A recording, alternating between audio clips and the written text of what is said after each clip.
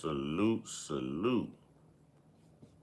Man, salute to the Uncut squad, man. You know what I'm saying? The tribe, y'all. Salute to God, the eternal spiritual father.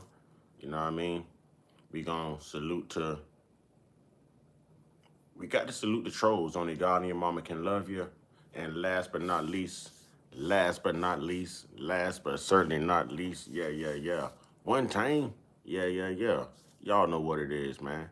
Well, this morning we get into some more of that true American foundational black history, y'all. We're not gonna have too many distractions, y'all. I had to set the chat a certain way. You know what I mean? We had to restore some power, y'all. Restore some power. All right. As we come in, let's remember to hit that like button. I'll wait for some moderators to get in. I will wait. This is something we don't want to miss. This is something our history books never told us. We deserve to know. We deserve to know. We shall wait. We shall wait. Hero for hire. What's good, hero for hire? Let's hit that like button as we come in, fam. Let's please hit that like button as we come in, fam.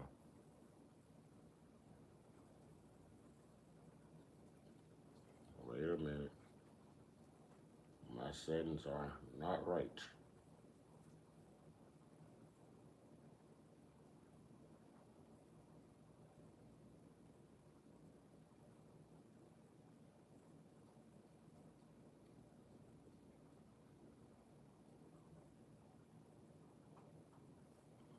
We will see. As we come in, thank you for hitting that like button. You know what I mean? I'm just waiting on a few more people to fill the room. You know, we gonna get into it this morning, learn some history, pay some homage. You know what I'm saying? Have fun, have a good conversation. Yeah. That's what it is. We ain't gonna let them trolls in here so easy this morning. We ain't gonna let the trolls in here. It ain't gonna happen. Yeah, they realizing they can't comment. They don't want to come in, y'all. They realizing they can't comment. They don't want to come in. We got the power. Yeah. Salute. Grand rising to all.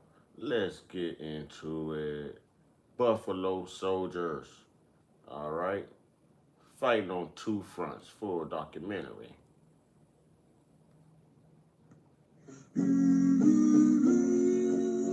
This story is about a group of soldiers that made up one segment of the United States cavalry. To the Indian, this soldier looked strange and different because he wasn't white. He was black, thick, woolly hair, strong. He sort of reminded the Indian of their great buffalo. So the Indian called this black cavalry soldier Buffalo Soldier. The Buffalo Soldiers were African-American troops who were veterans of the Indian Wars. Soldiers from the Deep South, these men sought refuge in the military. The example that the Buffalo Soldiers demonstrated was one that black people were proud of. One of the messages that I share with youth is that you have to figure out and learn where you come from. They fought for us. The Jim Crow era, racial oppression was extreme. And a black man standing tall could have been a dead man. Native Americans don't necessarily see the Buffalo Soldiers as heroes. You don't ask when you are being enlisted, who am I going to be fighting? They all came to the conclusion that if you fight for the country, you should be a full-fledged citizen. That's what drove Buffalo Soldiers to fight, even knowing that the United States might not honor that promise.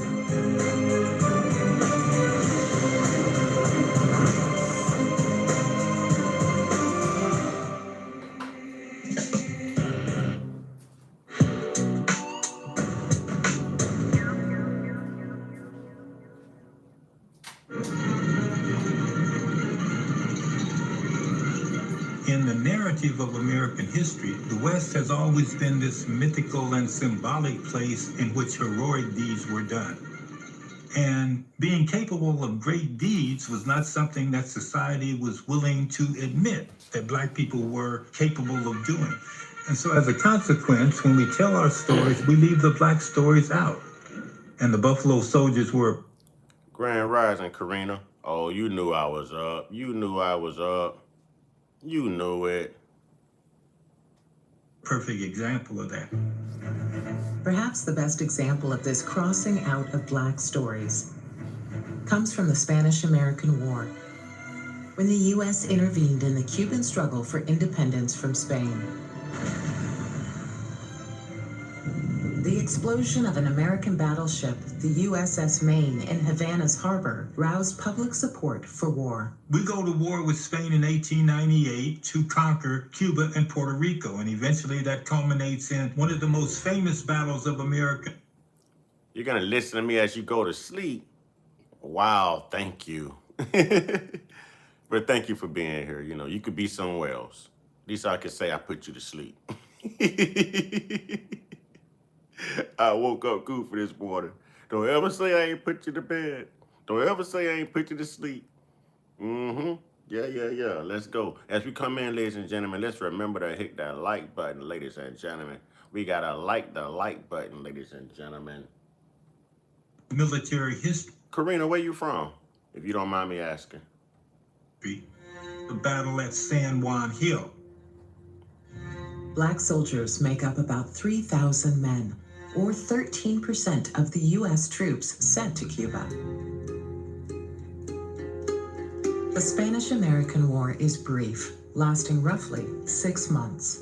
But it was enough to promote the career of a little-known New York City politician named Theodore Roosevelt.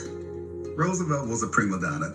He had never been in the military before. He literally organized the Rough Riders out of whole cloth, despite the fact that he had no military background.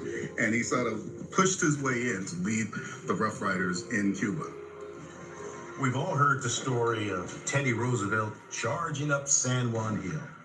Now the real story. They charged up San Juan Hill after the 10th Cavalry had breached. The real story, y'all. The real story. Y'all heard that, right? Because we've all seen that picture. We've all seen that picture of Theodore Roosevelt charging up that hill, and it's just him. You know, but if you widen that picture, it really tells the story. Part of the Eraser Act. You know, there's not one war that we have not fought in, and there's not one victory that we have not bought this country in a desperate and dire time of need. You know, and these things have been recorded throughout history to give a certain demographic of people all the praise, all the homage, you know, all the credit. But without our ancestors, without those Buffalo Soldiers, without that melanin, y'all already know. Let's get into it. The defenses. A black soldier, Sergeant George Berry of the 10th Cavalry, planted the flags atop the hill. Roosevelt and his men arrived well after the 10th and the 3rd Cavalry, a white regiment. If it had not been for the timely aid of the 10th Cavalry, the Rough Riders would have been exterminated. Sergeant Lewis Bowman, 10th Cavalry, Tampa Morning Tribune. After the battle is over, there are all the official photographs. And the photograph that we most see now in classrooms is Theodore Roosevelt standing in the middle and his Rough Riders all around him. If you extend that photograph out, then you'll see the black soldiers. Watch this. Watch this. And in a way, that's a metaphor for what happened on They were cropping Riders in Cuba. We've all heard the story. They were cropping pictures way back then. Uh-oh. They go 50 Cent, y'all. They go la la go harder. They go la la go harder, y'all. They go la la go harder. We ain't got long, y'all. I ain't letting the trolls in till like an hour. You know. Yeah. I set that chat on that this morning. Yeah. I got the power. Hey, y'all watch how they crop this this picture though. Watch how they crop the picture.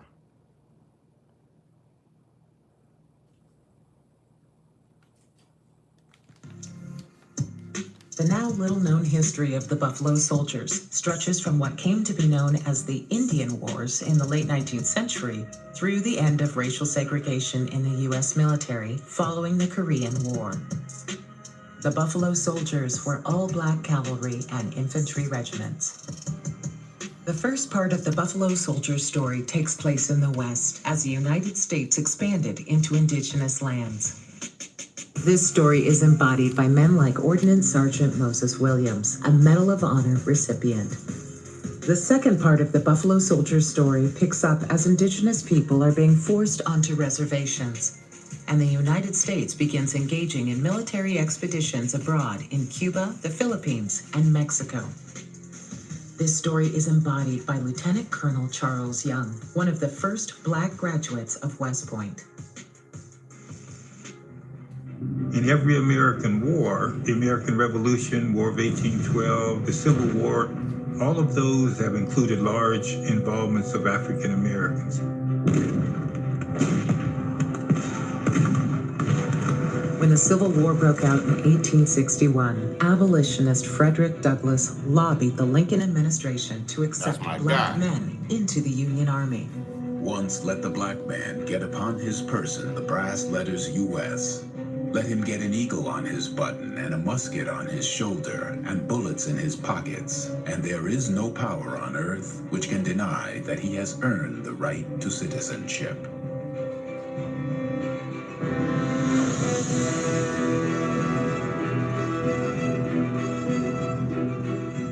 Thousands of black men were recruited by African-American physician Martin Delaney, who was commissioned as a major to lead the United States colored troops. Always, La. Always early right.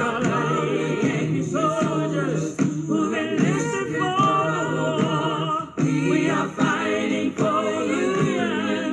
We are fighting for the Lord. By the time the war ended in 1865, 40,000 African-American soldiers had died to help keep the nation whole.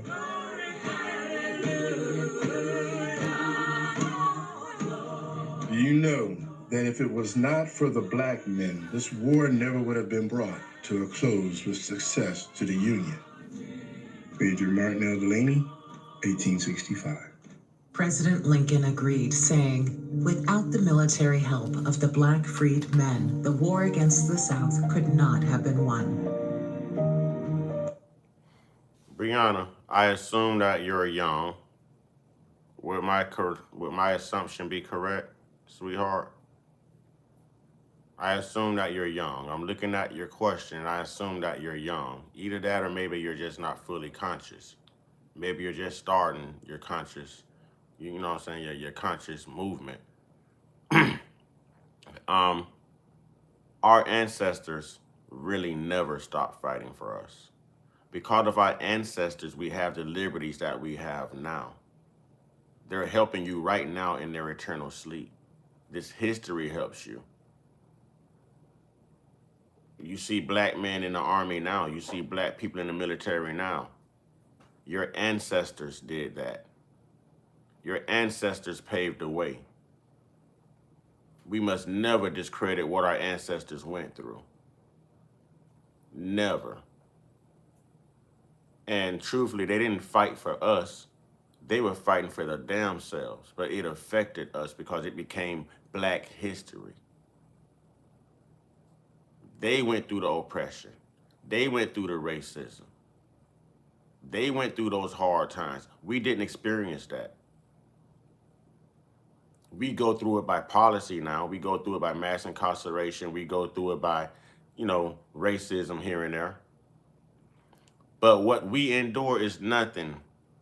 This is the groundwork. This is what laid the foundation. Do you understand? We wouldn't even be free. America wouldn't have this reputation as such a robust country if it wasn't for our ancestors. So when we ask questions like how are our ancestors helping us now, they fought for every single civil liberty that we enjoy right now today. They never stopped fighting. We will stop fighting in the flesh and in the physical, in this life form, before they will. They were warriors.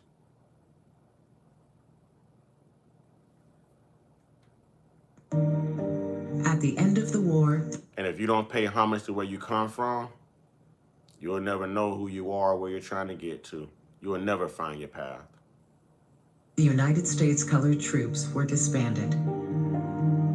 Wartime casualties had reduced the U.S. Army to a fraction of its former size.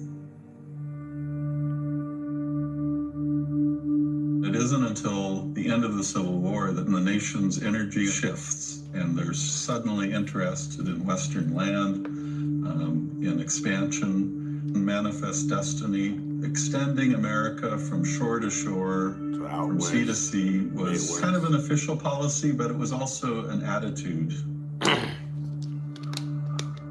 Most people forget that we are on lands that once had all of this rich Native American life, that there were people who were living and dying and being born on these lands.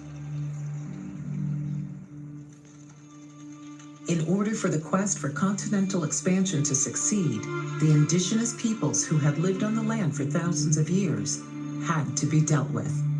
They're building these railroads through native homelands, which inevitably creates conflict. Indian removal, as it came to be called, required a larger military force. In 1866, Congress authorized the formation of 30 new units.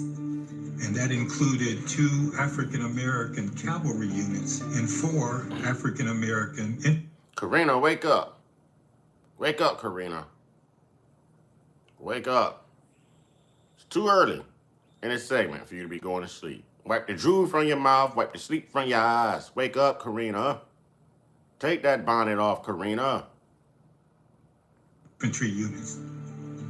Many of the veterans of the United States Colored Troops, they would become the nucleus of the soldiers that enlisted in the 6 black regiments after the Civil War. The economic circumstances are what's driving things. For a young African-American man to go into the Army was all about making money. If you're poor, if you're a sharecropper's son, the $13 a month sounds pretty good.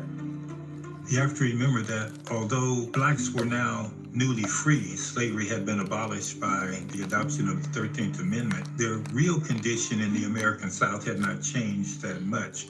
They had no property, they had no money, they had no political power. They come from a background where it was illegal to teach an enslaved person to read or write. If you tried to vote at that time, there were literacy tests that were there put in front of you, and they were designed so that you would fail that test. And if you could pass the literacy test, if you could pay for the poll tax, you had to deal with outright intimidation at the polling place. All of these barriers were put in front of them, but which road was clear and open? And that was the road to enlistment. When I was a kid, I was very, very lucky to have my grandfather, who had been a Buffalo soldier. His name was Samuel Nathaniel Waller. He joined the Army in 1887 and retired in 1927. He died in 1979 at 105. I asked him one time, I said, respectfully, how come you serve this racist country for 40 years? And my grandfather told me something that it took me a while to appreciate.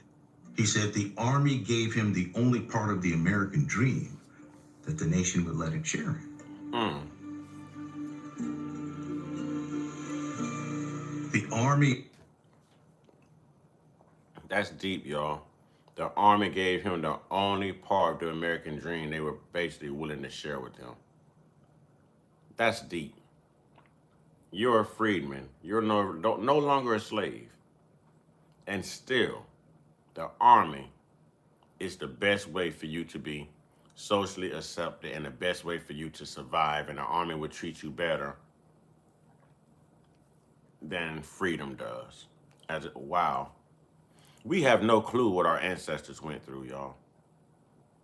I guess right now today we have it easy. How we always talk about, oh, kids don't struggle. Generation Z wasn't never born into nothing. They was born into technology, this and that. Same thing with us. Compared to our ancestors, we haven't experienced sugar, honey, and iced tea. We haven't experienced sugar, honey, iced tea. Let's go. Offer to them something that outside of its structure didn't exist. An opportunity to advance, an opportunity to grow. That is why many of them joined. In October 1866, in Lake Providence, Louisiana, dozens of black men show up to join the 9th Cavalry. One of them is 21-year-old Moses Williams. We don't know much about Moses Williams' family at all. And what little information we have is from his enlistment papers over the years. Father and mother. This man was barely 5 feet, one of the greatest heroes of the Buffalo Soldiers. We're like 5'1", maybe 145 pounds, y'all. So when I tell you small man but all man, which is my motto, y'all see the smile on my face, man? Small man but all man. Big things come in little packages. You know what I'm saying? Ladies, I'm sure y'all have figured that out throughout life. I'm sure. You know what I'm saying? But the man was like 5'1", 145 pounds. But when it come to throwing them hands, when it come to getting that work done and standing on business, man, this is a little pit bull, man. This is a little blue pit. He just running around shaking people. He was a blue pit, y'all. Let's go. Died when I was an infant. One brother died of consumption, one sister of fever. Moses Williams. What he describes as smallpox when I was 20 years old left him with almost zero vision in his left eye, which makes his later reputation as a skilled marksman extraordinary. Ladies, I'm going to show you ladies how resilient you are and how big of a role y'all played in history. And excuse me for how I say this, but, you know, y'all women have always had somewhat bigger kahunas than some of these racist people in the world, these racist men. You're going to learn why, because there's another hero to this story, and she's a female, and females weren't allowed in the military. I'm going to let you think about that. When Williams enlisted, he could not read or write. Service in the Army gave Williams the opportunity to start educating himself. The soldiers got meals, they got uniforms, they got pensions and benefits. But at that time, black soldiers could only rise as high as sergeant. The ranks of lieutenant and above were held by white officers. Listen. In Missouri, another former slave chooses to enlist under the assumed name. Ladies, here we go. Here we go, ladies. Oh, yeah. Oh, yeah. Here we go, ladies. Salute to the ladies. Here we go. Here we go. Them strong black women, y'all. Them strong traditional black women. Here we go. Here we go. The ones that gave birth to them soldiers. Here we go. Here we go, ladies. Here we go. Here we go, ladies. Let me back this up a little bit. We're going to back this thing up like Juvenile a little bit. You know what I'm saying? Back it up like Juvie. Let's go. Used to the military life, she disguised herself as a man to enlist in the regular army near St. Louis, Missouri on November 15th, 1866. Wait a minute. Extraordinary. A little bit too far. When Williams enlisted, he could not read or write. Service in the Army gave Williams the opportunity to start educating himself. The soldiers got meals, they got uniforms, they got pensions and benefits. But at that time, black soldiers could only rise as high as sergeant. The ranks of lieutenant and above were held by white officers. Here we go. In Missouri, another former slave chooses to enlist under the assumed name of William Cathy because she was female. She was born Cathy Williams in Independence, Missouri in September 18... She turned her name around. She like, won't leave me stuck in here. I'd rather be in the army and be free too and doing. She turned her name around, y'all. She enlisted as William Cathy. Her name is Cathy Williams. Come on, ladies. Come on, ladies. Come on, ladies. Ooh, man, listen. Let's go. 44. There were few opportunities for aspiring young black women in this time period beyond marriage or beyond domestic service to white society. Once owned by a wealthy farmer, Kathy was liberated by the Union Army, but pressed into service as war contraband. When the war broke out and the United States soldiers came to Jefferson City, they took me and the other colored folk with them. I did not want to go. Colonel Benton wanted me to cook for the officers. Kathy Williams, 1862. The 22-year-old had no experience as a cook and was soon reassigned to the laundry, exploited by the Yankees as she had been by her former master. After the war, used to the military life, she disguised herself as a man to enlist in the regular army near St. Louis, Missouri on November 15, 1866. I wanted to make my own living and not be dependent on relations or friends. How she was able to get into the infantry, during that time is, to me, is still amazing. Ladies, do y'all hear how far back your independence go? You're asking how does history help? You ladies have that same DNA, because I hear women all the time saying, I'm independent. I don't want to wait on a man to do nothing for me. I can do whatever a man can do. Come on, where do you think you get it from? Where do you think you get it from? This has always been the strength of our women. This has always been a black woman. Black people come with those type of, we come with that heart, man. We come with that will and that determination.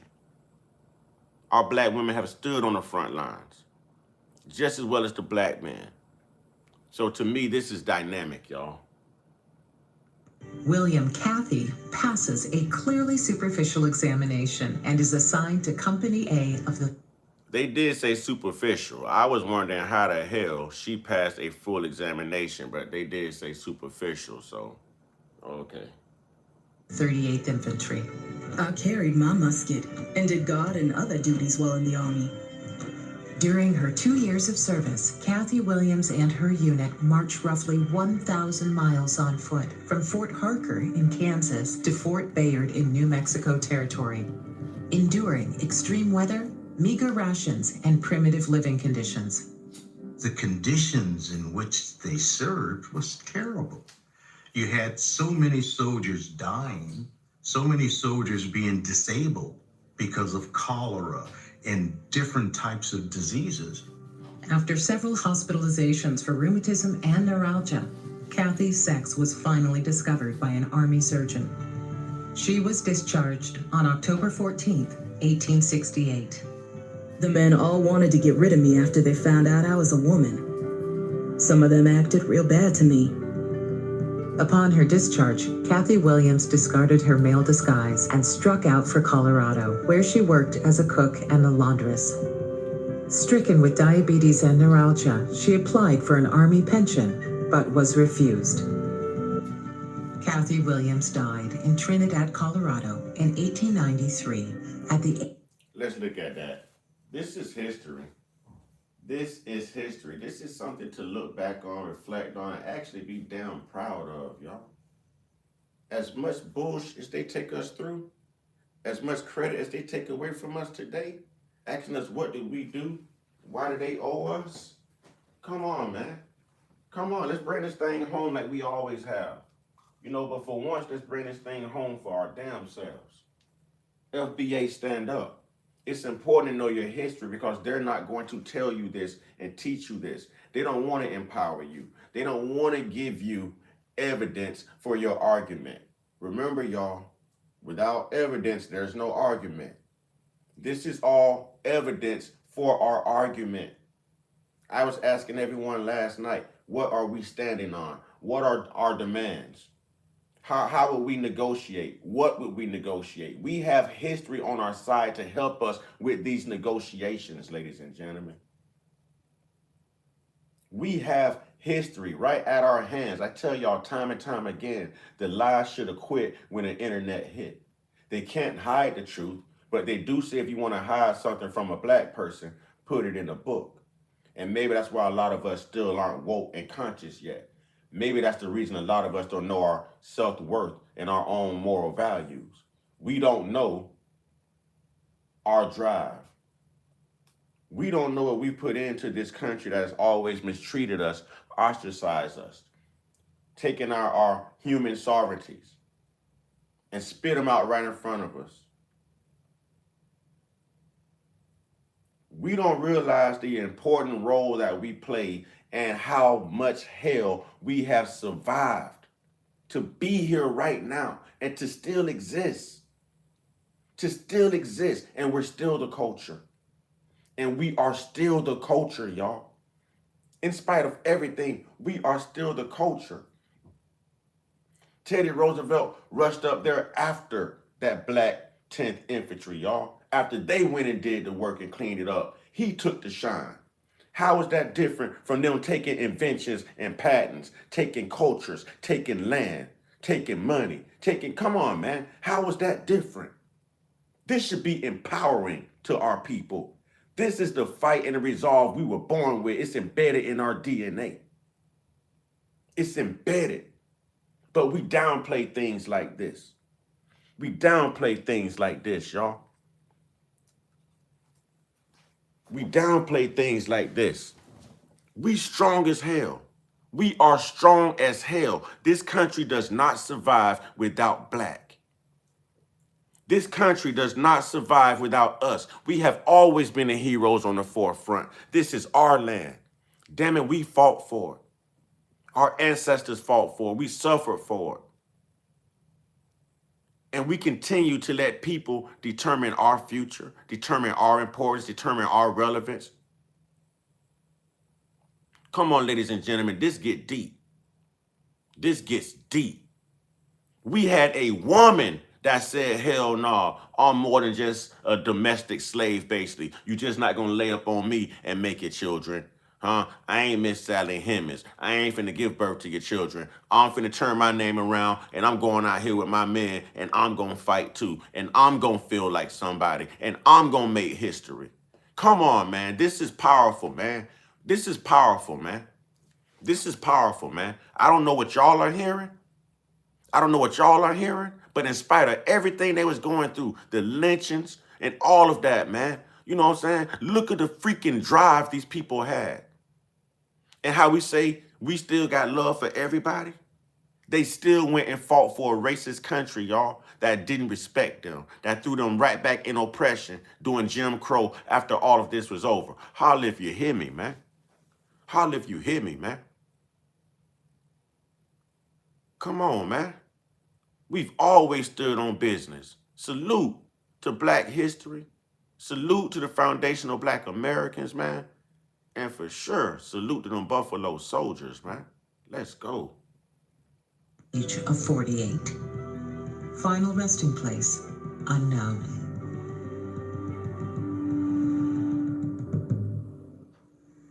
Of the 6 new regiments of Black soldiers created in 1866 after the Civil War, 2 are ordered to Texas, 1 to New Mexico Territory, and the others to Kansas and the Indian Territories in present-day Oklahoma. Only 2 are initially stationed out.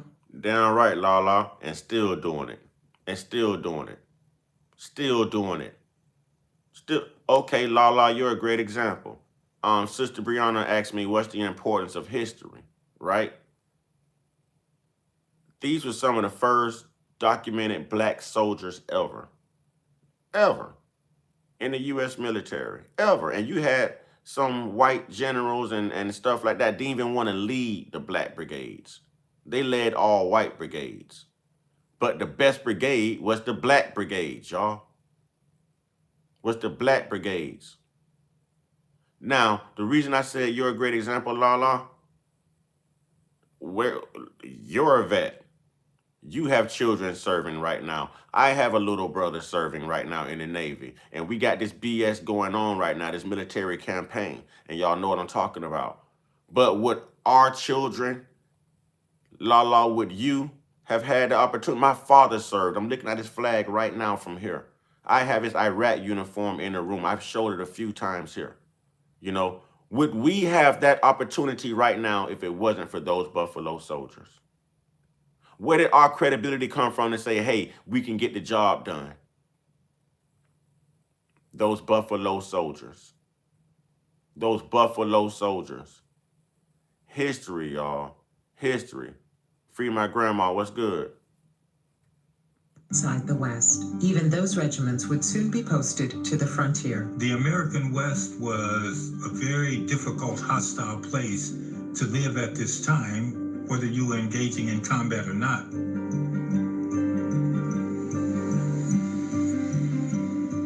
And believe it or not only during this time are they fighting racist white supremacists within the military, they're still under Jim Crow. They're freemen, but they're still under Jim Crow. They're going to combat against Indians. And you also have the KKK fully developed and still lurking on their heads, regardless of them being Buffalo soldiers or in the U.S. military. Remember, at one point, it was only 3/5 a human being, y'all. This thing is deep. This thing is deep. We can't look at history through the lens of today's world.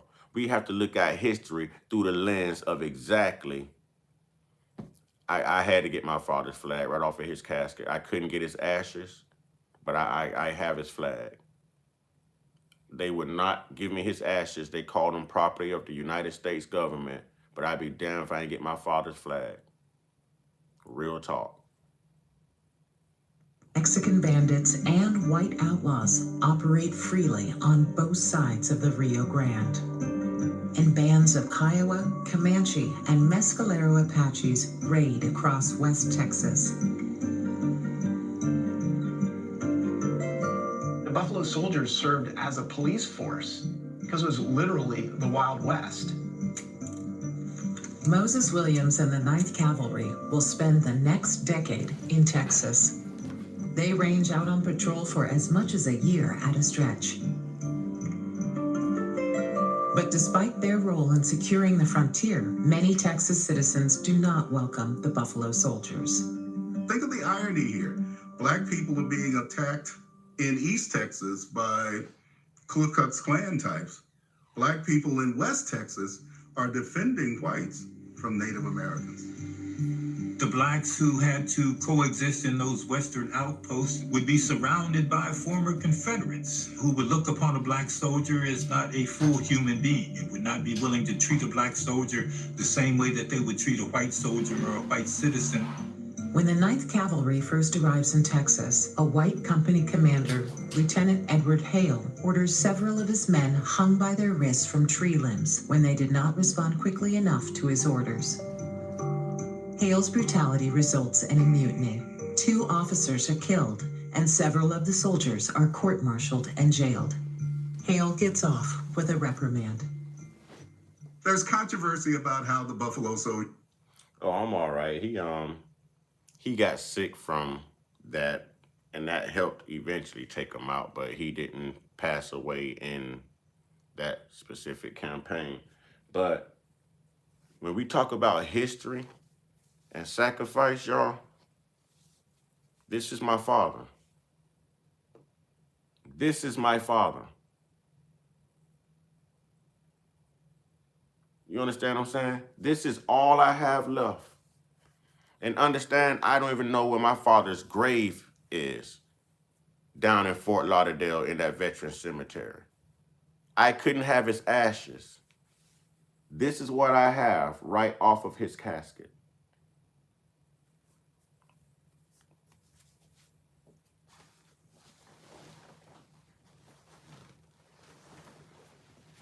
This is what the Buffalo Soldiers opened up. This is my father's uniform he wore. And y'all can see it says Desert Storm right here. Okay, you can see it says 90 and 91. He was a commanding officer. You see the CO and everything on his hat. You know what I mean? Come on, man. This is all I have left to remember Pops by, y'all. This is all I have. This is all I have. Desert Storm, Desert Shield. I ain't got to lie to you. I ain't got to lie to you. That's all I have left. See there? All on the line, y'all. This is what I have left to remember my father by. So when we say, what does history matter? Without that history, there's no opportunity. There's no recognition. There's no credibility. They fought for something. They fought to open up opportunities for us, for our children, for generations to come. So we can never downplay the importance of our history. We can never, ever downplay the importance of our history. If you can find him, let me know. He's in Lauderhill. He's in Lauderhill in the Veterans Cemetery. They did his 21, salute and everything, January 4th of 2011. He passed away December 8th, 2010. Funeral December 16th, 2010. And then I turned 33 a week later. Imagine that, y'all. Hell of a birthday gift, isn't it? Hell of a birthday. That's the reason I don't celebrate my birthday anymore. I buried my father a week before my 33rd birthday. That will never change. Unlike the date of Easter, the date I buried my father will never change. So I carry a lot, y'all. I carry a lot of burdens. I carry a lot of weight. I mask a lot of pain. I don't let it consume me. I draw strength from it. And that's why I go so hard. And that's why I'm so passionate. That's why I'm so passionate. You know what I mean? And we've got to start doing better. We've got to know that our ancestors went through hell so that we can have heaven here in this hell. That's what I was saying last night. How hard are we going to fight? We keep screaming we not our ancestors, but hell, our ancestors, we should want to be our ancestors. They got it done. What have we gotten done? Let's get back to this before I start preaching and get all passionate and stuff, man.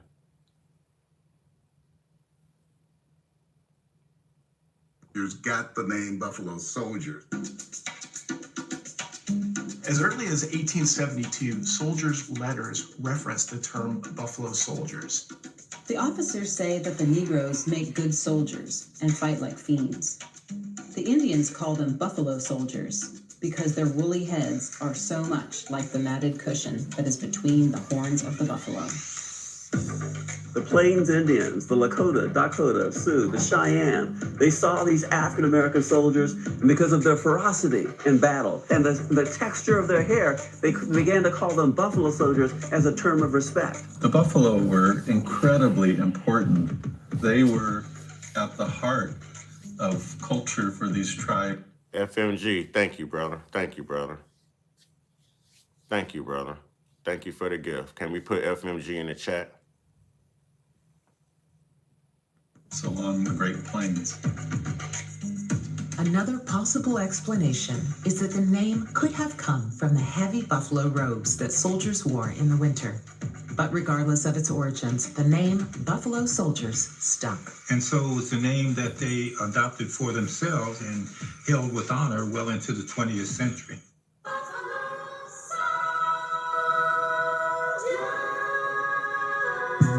Soon after his enlistment, Moses Williams is promoted to First Sergeant. He would have been both an advisor to his commanding officers and a mentor to men of lower rank. The role of sergeant was key in FMG, that's what I'm talking about.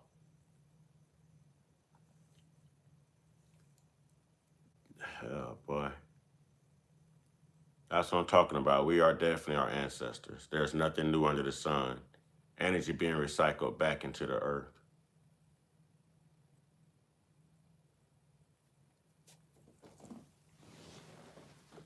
I have slowly realized where my strength has come from and what separates me and makes me different, man. Sometimes we just have to do self-reflections. Y'all, I don't make up anything I tell y'all about me or about what I've been through. Y'all know the story of my grandmother, which is my dad's mom, being unalived by a racist white person. You know, I still cry about that to this day. I'm reduced to looking at my father through the lens of a folded flag. And these people would ask you, what have you been through? Y'all give me a second.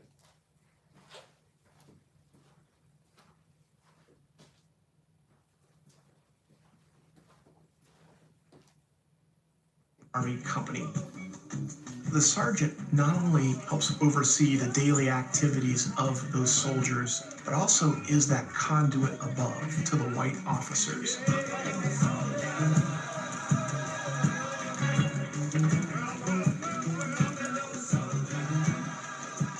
On May 20th, 1870, Williams ordered one of his men, Sergeant Emmanuel Stantz, to pursue a group of Apaches near Fort McCavitt.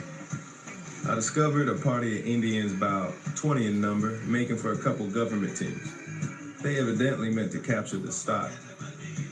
I immediately attacked them by charging them. I set the Spencers to talking and whistling about their ears so lively that they broke off in confusion and fled for the hills. Sergeant Emmanuel Stantz, 9th Cavalry. For his bravery in this engagement, Stantz became the first Buffalo soldier awarded the Medal of Honor. Life at a typical Army post in the West would have... I can probably talk to my aunt and figure it out. But it took a lot to see my father like that. And I know he's not in that veteran cemetery. So I think I'd rather not know, and I'd rather carry him in spirit. I still have family in Fort Lauderdale and Miami. I can't make myself drive down south. I can't do it. It's overwhelming. I was always packing up and going to spend the weekend with my pops. You know what I mean? And I only had him in my life for under 5 years. I found him on the internet a day before my birthday in 2005. So December 22nd of 2005, I found my father by his military credentials. I left messages on every voicemail of everyone who had his name in Fort Lauderdale, Florida. And on the morning of my birthday, December 23rd, 2005, while I'm walking out the door to go to work, I get that call, and the words are, "Hey, knucklehead." Knucklehead? Who is just calling me early in the morning, calling me a knucklehead? I had an attitude back then, y'all. You know what I'm saying? But it ended up being my pops. I lost my pops December 8th of 2010. December 22nd of 2005, I found him, and December 8th,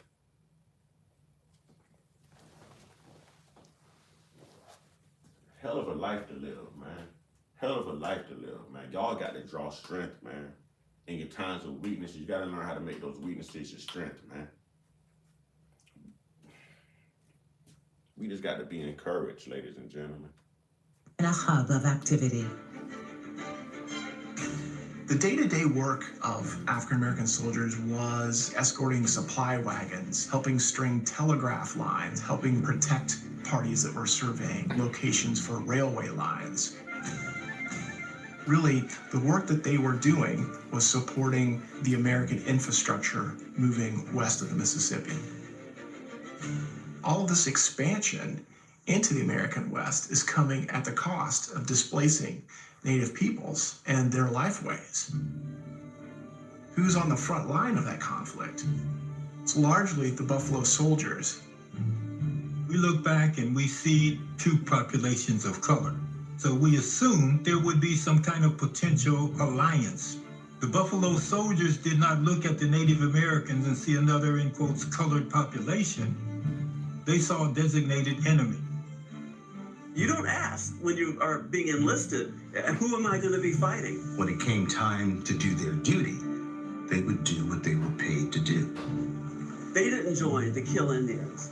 They joined because it gave them a sense of respect to wear the uniform of the United States, to potentially sacrifice their life for the United States in the hope that that sacrifice would result in conditions improving for their loved ones back home.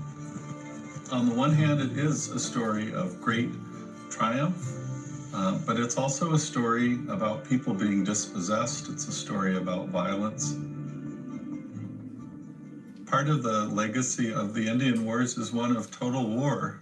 The U.S. Army attempted in its own way to starve, kill, maim, do whatever they could to be able to get the end that they wanted. We destroyed everything in their village. We found a vast amount of buffalo robes. Lala, actually what I need from you is, you got my number. You can call me private whenever. But I would just love to just drop some knowledge on each other and just have a fluent conversation, because you come from a military family. I come from a military family. We know the sacrifice. We know the fear.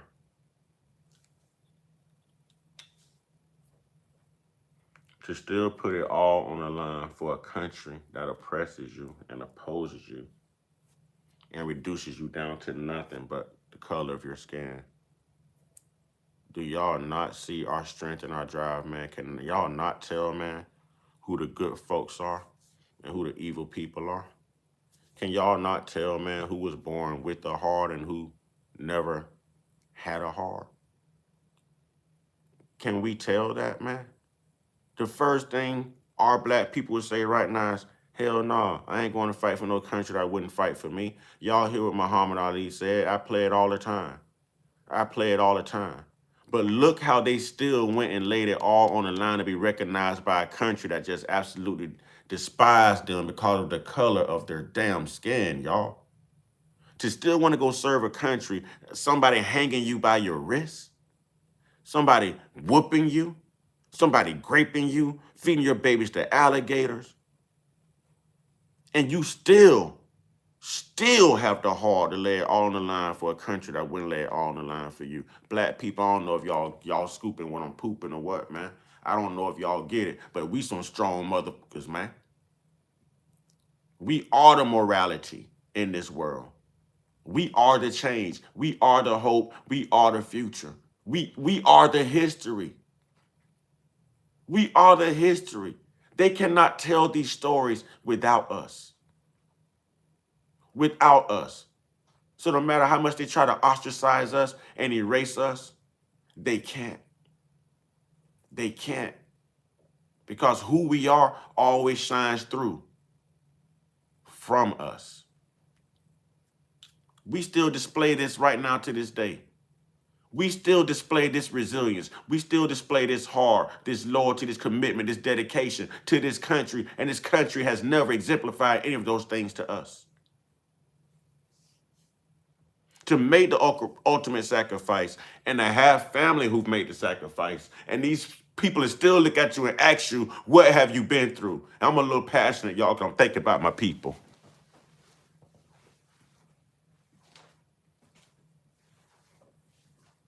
We got to do better, boy. We got to do better. We just got to do better.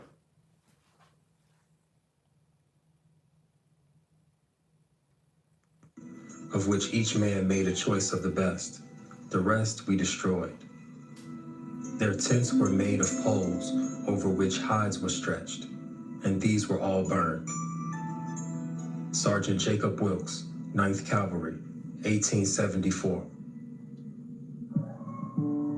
After a decade in Texas, Moses Williams and the 9th Cavalry are ordered to New Mexico territory. The Buffalo Soldiers set out to track down a group of Apaches led by the charismatic warrior Victorio. Victorio is probably one of the most brilliant tacticians of the war. And so he does this. And watch this. I hope my mom in here right now. Watch this. I even had an uncle fought in Vietnam. As a teenager, fought in Vietnam, y'all. If you want to look it up, his name is Clarence Robert Welch. And may he rest in peace. Look it up. Clarence Robert Welch. Vietnam War. My uncle, y'all. My mom's brother, y'all. Clarence Robert Welch. And these people will ask you what the hell you been through when you bring up reparations, man. That angers the hell out of me. Don't downplay our sacrifice. Don't downplay the pain we've had to endure. Thank you. So you know, because my uncle was 16. Oh, yeah, we need to talk, Lala. We need to talk. Come on, man. We've laid down too much to still be treated like this, man, and overlooked. And we owe this to ourselves. And a lot of us still running around here on some dumb shit and can't get our acts together. When we've had leaders, we've had mentors show us what it takes. We've had people lay down and make the ultimate sacrifice for our freedoms, and we still running around here on some dumb shit, man. Come on, man. Come on, man. Come on, man.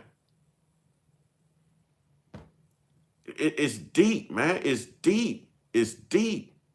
It's deep. For them to try to erase this history, man, that's deep. For you to wave a Confederate flag in front of a black man's face, and that's deep. That's deep. For them to ask you, what have you been through? Or to say, you ain't never been a slave. Man, listen, man. Those words can almost get somebody unalive face to face at the wrong moment, man. You know what I'm saying? Real talk. Just because we aren't a hating people doesn't mean we should keep letting the white take advantage of us, trying to take our exactly, man. Exactly. How much more do we have to sacrifice? How much more do we have to prove? It's time. Listen, time out for asking and begging and pleading. We have to take it, y'all. We have to take it. Y'all saw them white people when they wanted something done, they stormed the damn Capitol. All throughout history, when there was an affliction between a black man or a white person, they even stormed the damn jails, y'all. They even stormed the damn jails to have what they want. We saw January 6th. We know about Black Wall Street. And you mean to tell me that we're just going to lay back in the shadows and reduce ourselves to nothing when we've paid everything into this? Man, boy, y'all, they going to get me off this internet. I may not even last long on the internet, y'all. I got too much power in me. I'm telling you. I'm a revolutionary type brother. I got too much in me. I got too much in me. And when I tell you I don't give a, like, honestly, I'm about that crazy shit. I tell y'all all the time, I got the spirit of Nat Turner upon me. I have the spirit of Nat Turner upon me. If you don't want it done to you and yours, damn it, you shouldn't have did it to me and mine. Because you damn sure gonna see how I feel. You damn sure gonna see how I feel. Facts. No more protesting, begging, and pleading. No more. No more. What we look like asking a slave master for our reparations. I tell y'all time and time again, that's like waking up, you know what I'm saying, everyone that was affected in the Holocaust, that J community, waking them up and waking Adolf Hitler up and having those same group of people who passed away during the Holocaust ask Adolf Hitler for reparations. What do you think Adolf Hitler is going to tell them? Hell no, I don't like you. That's why I did what I did to you. So we're asking a group of people for reparations who ain't like us, who don't like us, and that's exactly why they did what they did to us. Do we expect for them to give us those reparations? Huh? Those type of things create civil unrest. We already know of one civil war. I'm not going to say too much.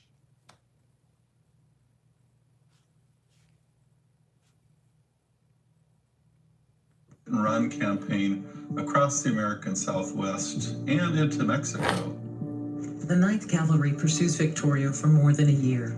In 1880, the 10th Cavalry Let's get those likes up, please, ladies and gentlemen. U.S. and Mexican officials want to see the Apaches crushed. The Mexican army finally catches up with Victoria at Tres Castillos. He ends up being pursued like a dog, ends up dying to try to achieve freedom for his own people. 40 of Victorio's followers escaped, including a respected elder known to his people as Cassidan and to outsiders as Nana. He was 75 years old and crippled in one leg. On August 16, 1881, I Company of the 9th Cavalry, where Moses Williams served as first sergeant, came into contact with the Nas Band in northern New Mexico. It would prove to be a pivotal day in Williams' life and career. Williams' commanding officer was Lieutenant George Burnett, a recent West Point graduate without much field experience. So you really have him looking toward Moses Williams for support and leadership. Burnett describes Williams and Private Augustus Whaley and FBA Kush Boy, what's good? Thank you, Modo. I appreciate the whole tribe, man. We just got to know our strength, man. We've got to know what this melanin, what this armor is really designed to do. And it's designed to not only survive, damn it, it's designed to thrive. You know how I know? Because they have always thrived while we survived, but it's been off the backs of our melanin, y'all. They have always thrived while we just survived, and their thriving has always been off the backs and the blood of our melanin, y'all. The sacrifice of our melanin, y'all. See, here go a fool right here. Here go a fool right here. Here go a fool right here. And that's exactly why the sun burns you to a crisp. That's exactly why the sun burns you to a crisp, a damn gringo. That's exactly why the sun burns you to a crisp, but you're a coward. You're a coward. Put a profile picture up. Y'all, get on this fool head, man. Get on this fool head right here. 138 gringo. Show them what we do in here, y'all. Get on that fool head. If he was reparations, let's show him how you gonna take it. Get on that fool head. Get him, tribe. the two men who were always by me in every danger. Burnett later recalled the events of that day. It was practically a run of fire, which continued for several hours. And we had driven the Indians 8 to 10 miles into the foothills. Oh, there's Mother Earth, y'all. There's Mother Earth. I told y'all I hope my mom was somewhere in here. Sheena Peterson. That is my mother, y'all. She goes, I'm listening, son. Be strong and be proud and tell the truth. I got you, Ma. I got you. I got you. It was her older brother that fought in Vietnam. Clarence Welch. Clarence Welch.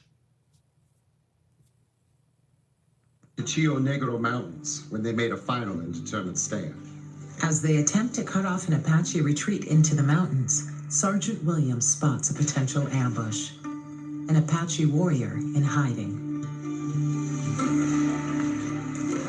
When Lieutenant Burnett dismounts and fires, warriors start shooting from the ridge. The commanding lieutenant's horse takes off and flees to... Chat, can we salute my mom in the chat? Can we salute to Sheena Peterson? That's Mother Uncut, y'all. That's Mama Uncut. That's Mother Earth. Can we show some love to Mother Earth? Can we put SP? Can we put SP in the chat, y'all? She's lived through it. She made them sacrifices. She could tell you about segregation, integration. She could tell you about all of that. I pick my mom's brain all the time. All the time. Mama Lala says, hello, ma'am. FBA Cushboy says, hello, Mother Earth. Yeah. Hero for Hire says, hello, Mother Earth. Modo says, hello, Mama Earth. That's love, y'all. That's love, y'all. That's the essence of me. And we may not agree all the time, but I'm a lover until the day I perish. And that's all I have left. But that's my strength, y'all. That's my strength. She can validate everything I'm telling you. She can validate, I've been this way. Since like 8, 9 years old, I've been this way. I knew I wasn't gonna be a meat eater. Okay, funny story, y'all. While my mom's in here, funny story. You know, every neighborhood got a candy lady, right?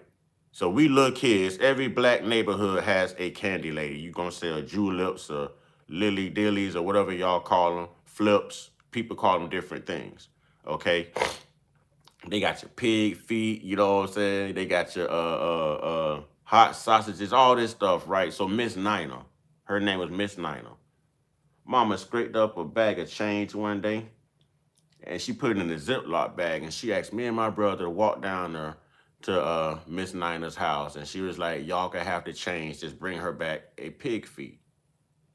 Me being the young nerd that I am, little old kid, man, knee high to the nutsack. You know what I'm saying? My brother walking up, we load up on cookies, now or later's all that, but we get Mama Pig's feet. And my brother say, here, you hold Mama Pig feet. I ain't realized my brother walking beside me tear the cookies up. I ain't even getting no cookies. So I'm walking, man, and I'm looking at the pig feet. Now, we stayed on 6th Ave, and Miss Nina's house is on 7th Ave and what would be 29th Street. All right. So we got maybe a block and some change to walk, man. And my conscious ass mind tells me, why did they call this a pig's feet? I hold it up. Yeah, a pickled pig's feet. So I hold it up in this plastic Ziploc bag. True story, y'all. I was like a little old boy. True story. True story. I was like a little old boy. I hold his pig's feet up. I look at it, y'all. I can see it's actually the shape of a pig's foot. I can see the hairs on it. And I open that bag and I smell it. Boy, when I smelled that, I took it and I chucked it. I threw it. I can't let my mama eat this. Boy, we got home. Chris got a mouthful of cookies and I got a full of beatings. Mama say, where's my pig feet? Mama, I threw it. I'm trying to, boy, my mama told my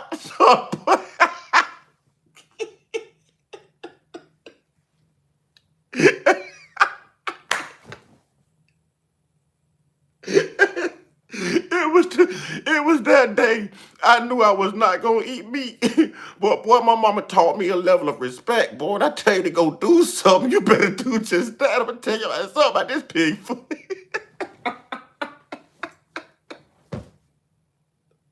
Oh, yeah. Hey, my consciousness got me in trouble at an early age, boy. I ain't never came between mama and her pig feet ever again. True story. I've learned just because I don't eat meat, don't mean she don't. Oh, man, that was hilarious, man. Let's get back to it, man. Rear. Someone started the cry. They got the lieutenant. They got the lieutenant. And with this, the whole outfit proceeded to follow suit. I called to Sergeant Williams to go after them and bring them back.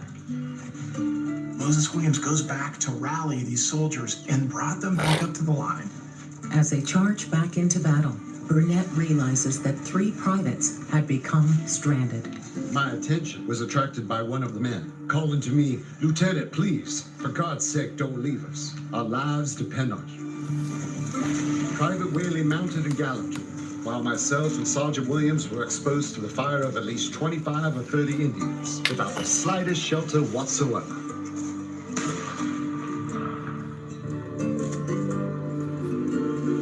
Moses Williams, Augustus Whaley, and their commanding officer bring these soldiers that are abandoned to safety. La, you right.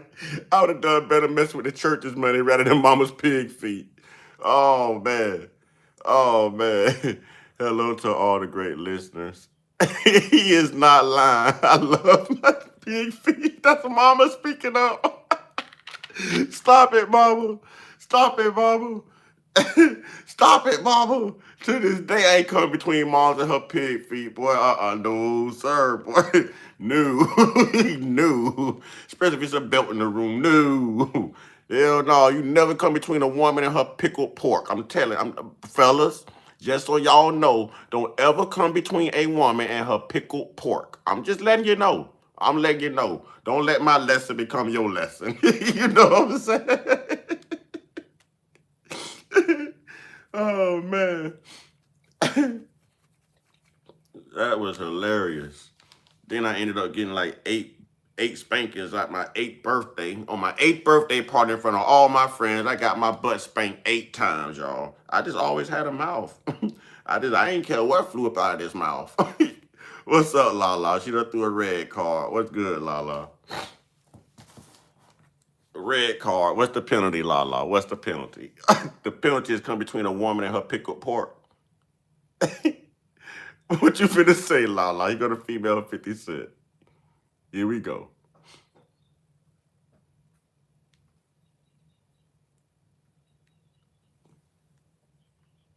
At great peril, at almost the cost of their own lives. Oh, Lala says she loved the pickle eggs coming up. See, I told y'all, don't come between a woman and they pickle stuff, man. Whether it's pickles, pickle eggs, pickled pork hot sausages, pickled pork pig's feet. Just don't do it. Lala said that's for mama. Don't do it. Don't do it. Don't do it.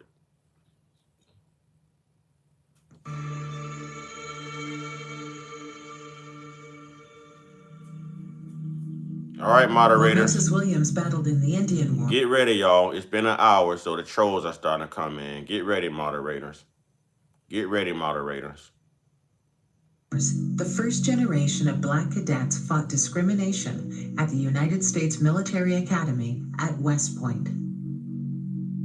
One of those first cadets was Charles Young. Oh, Born Ma. into slavery in Kentucky. You just had a jar. See that? See? See? See?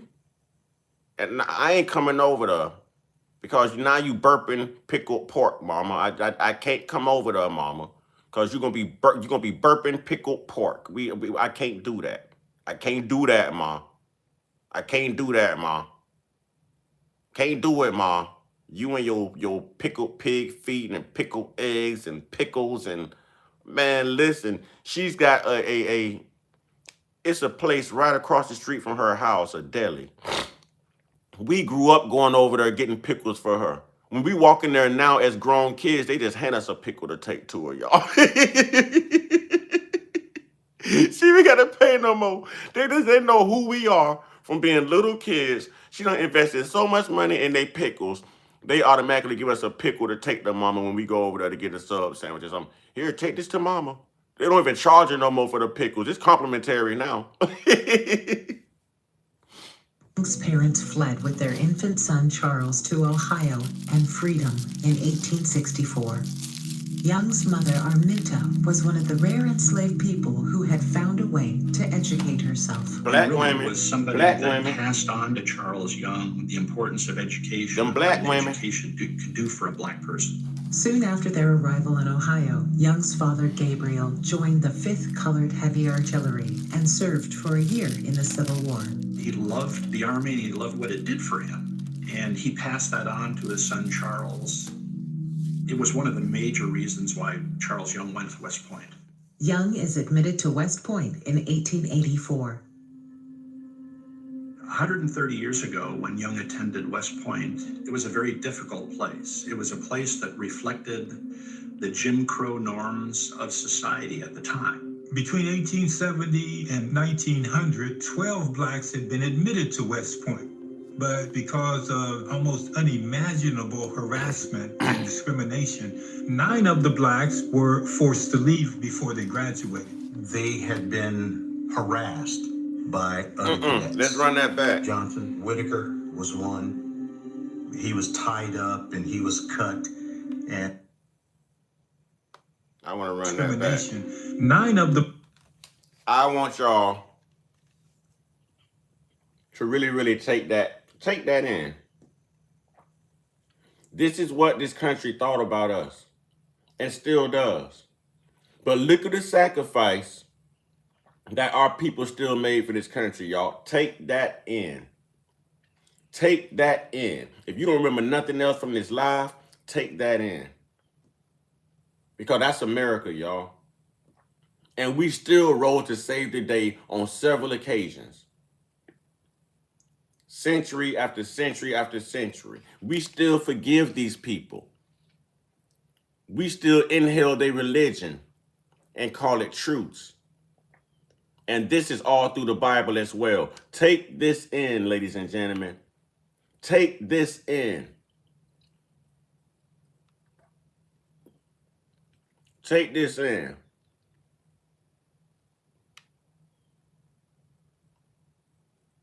And they'll come in here and ask you, what have we been through? Take this in, y'all. If you have black children in the military, take this in. If you've ever been mistreated by a cop, take this in. If you've ever been discriminated at your job because you were black, Take this in. Take it in.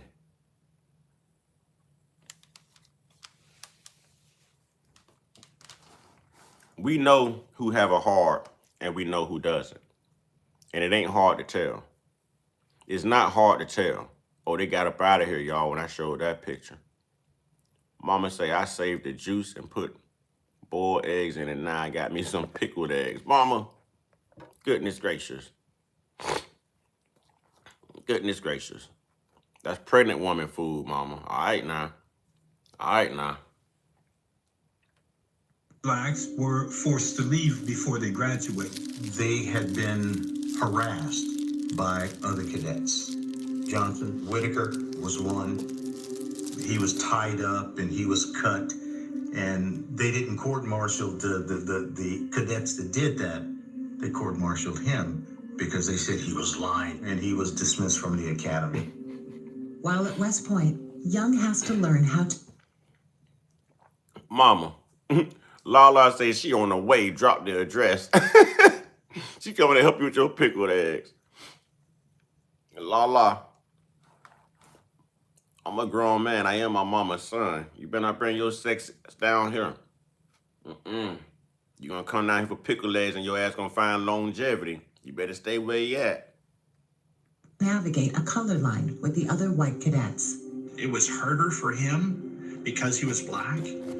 What he learned from his struggles at West Point were lessons that he used later in life in the officer corps. His experience at West Point was so intense, so severe, he once said the worst thing he could ever wish on an enemy would be to make them a cadet at West Point. Young was the third black graduate of West Point in 1889, and he was the last black graduate until 1936, a period of almost 50 years. I gotta put my mama on Front Street now. Yeah, Ma, I'm gonna put you on Front Street now. Lala, I'm gonna show you who you talking to, Lala. She already know what I'm finna do. She already knows what I'm finna do. My mama know me. She know what I'm finna do. She know exactly what I'm finna do. She finna be mad. She finna be mad. She finna be mad. But I got to do it, mama. I got to do it, mama. Okay, I also told y'all my father was a pastor. So that's my father there in a white suit. That's daddy. May he rest in peace. That's daddy in the white suit. You know what I'm saying? That's the man who served this country. You know what I'm saying? I'm finna put Mom's high school prom picture out there, y'all. Oh, boy, mama. Don't be bad, mama. That's my mom's high school prom picture, y'all. That's another picture of her in the corner right there. Yeah. But let me show you the beauty, though. Let me show you. Yeah. Yeah.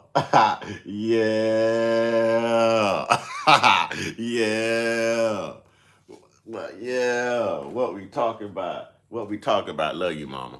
Love you, ma. Love you, ma. Yeah.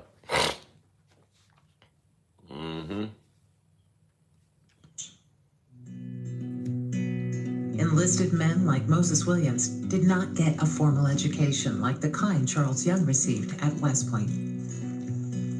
But the Army needed skilled clerks and assigned its regimental chaplains to attend to the soldiers' Your spiritual Royal Highness, and that's right. educational needs. Royal Highness, y'all. Majestic, man. Majestic. Y'all want to see it again? Majestic, man. You know what I'm saying? I told you, black women have always been our strength, man. Behind every good black man, there's an amazing black woman. I'm telling you. Behind every good black man, there is an amazing black woman. I'm telling you.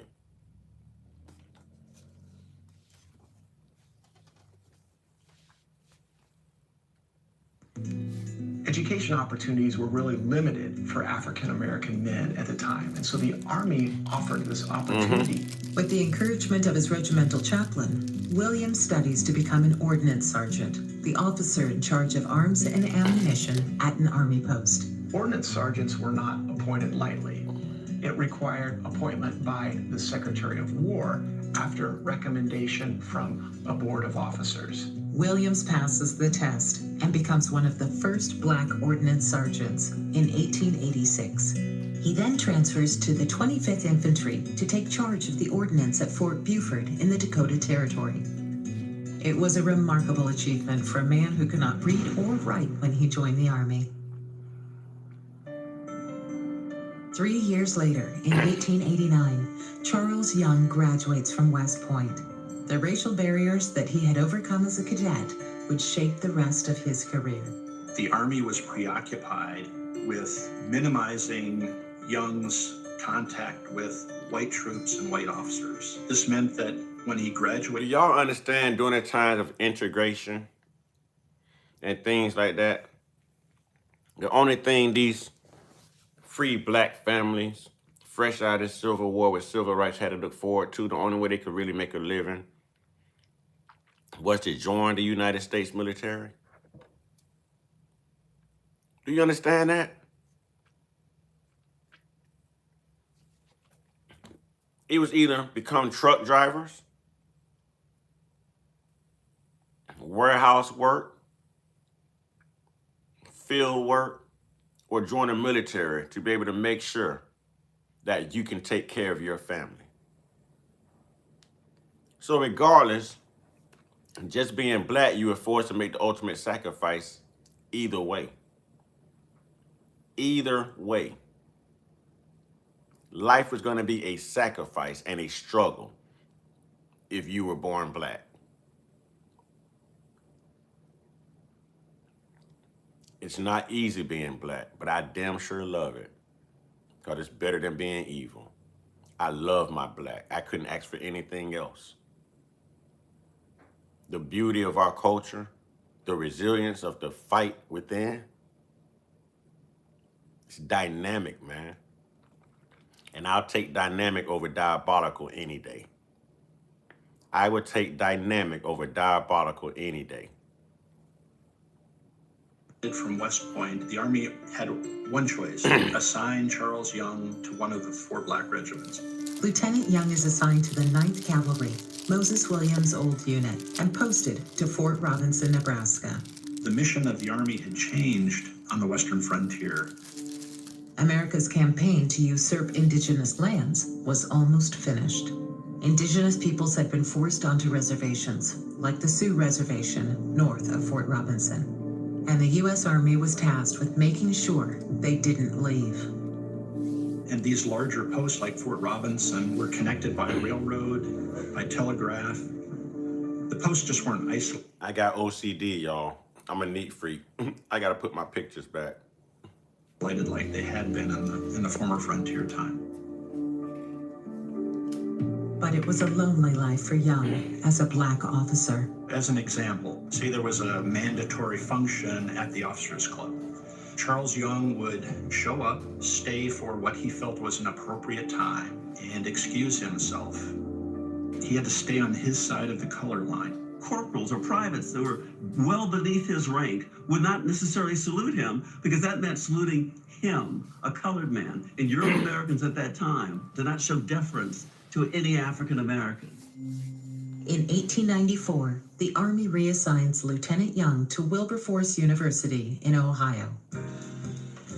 His mission was to establish a military training program for black officers, the first one in the country at Wilberforce University. Unlike his... Mama, you still here?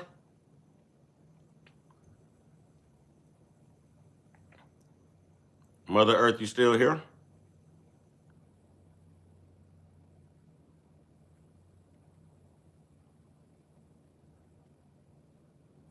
We'll give her time to answer. Experience of social isolation in the West. At Wilberforce, Young quickly becomes accepted as part of a vibrant black intelligence. All right. Ma, am I lying when I say I had a book published that I wrote in, what, the 4th grade? What's the name of that book, Ma? when I won that free trip to Disney World, Mickey's 60th birthday, did your son have a book published? Did I write a book at 4 years old and have that book published in a public library? I was already meeting Danielle Steele, Terry Rice, Stephen King, Dean Koontz, Peggy Parrish. I met so many writers early on. I've always been a writer. So imagine that, 4th grade, I enter what they call a young authors contest. And I win. And then I go into the young authors conference and I win again. And here I am in Disney World. Ain't never been since then. Only time I've ever been. You see, she's saying yes, and she still has it. I've been this guy. I've been this guy. I just had to learn how to find myself, y'all. I've been this guy. I don't have to lie about anything I tell y'all. Anything.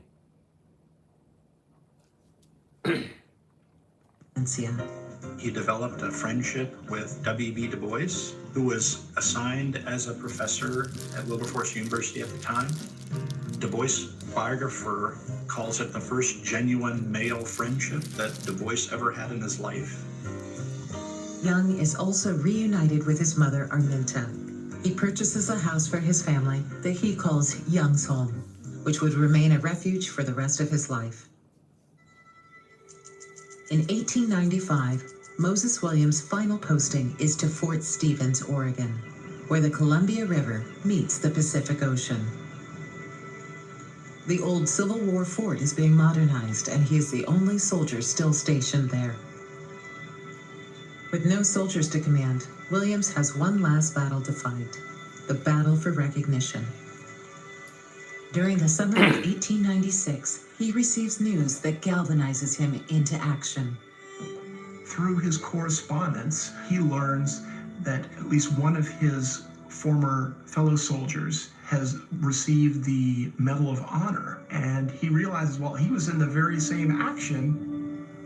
Private Augustus Whaley and Lieutenant George Burnett had both been decorated with the nation's highest military award for their bravery during the Battle of the Cuchillo Negro Mountains. At the time, the way that the Medal of Honor process worked, a soldier could self-nominate, provided that they had the support of their commanding officer.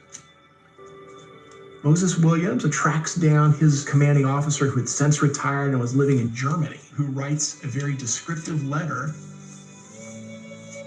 I recommend Sergeant Moses Williams for a Medal of Honor for his coolness, bravery, and unflinching devotion to duty, standing by me in an open, exposed position under heavy fire, thus enabling me to undoubtedly save the lives of at least 3 of our men. On November 23, 1896, the War Department responded. I'm instructed by the Assistant Secretary of War to transmit to you the accompanying Medal of Honor, awarded to you by the President of the United States for most distinguished gallantry in action with hostile Indians in the foothills of the Cuchillo Negro Mountains. Moses Williams retires in May 1898 after 37 years of military service. He moves to Fort Vancouver in Washington. Y'all know I'm stupid. I got to go there. You notice he didn't have to cry out and beg and do nefarious, egregious things for that medal. But we have a president right now doing everything he can to try to seal the deal on a Nobel Peace Prize. I'm gonna leave that right there. Fortunate reality for many Buffalo soldiers was that in spite of the kind of service that they provided, their fate after their military service and just so generally... I'm sorry, just so y'all know, I guess this is, I can go ahead and market this. This is one of the shirts that we're gonna have in our online store. All right, these are one of the shirts that we're gonna have at the online store. And it says Uncut and Unstoppable. Okay, and on the back, there's a diamond as well. So this is, I'm actually wearing a sample of the shirt.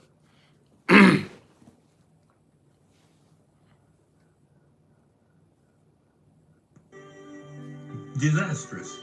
They did not receive high pay in the military. They were not able to take advantage of opportunities that might have been available to them as civilians. So as a consequence, once many of their military careers were over, they were in very desperate circumstances. That was the case for Moses Williams. Moses Williams dies a year later on August 23, 1899. He was buried with his sharpshooter's badge at the Vancouver Barracks Post Cemetery.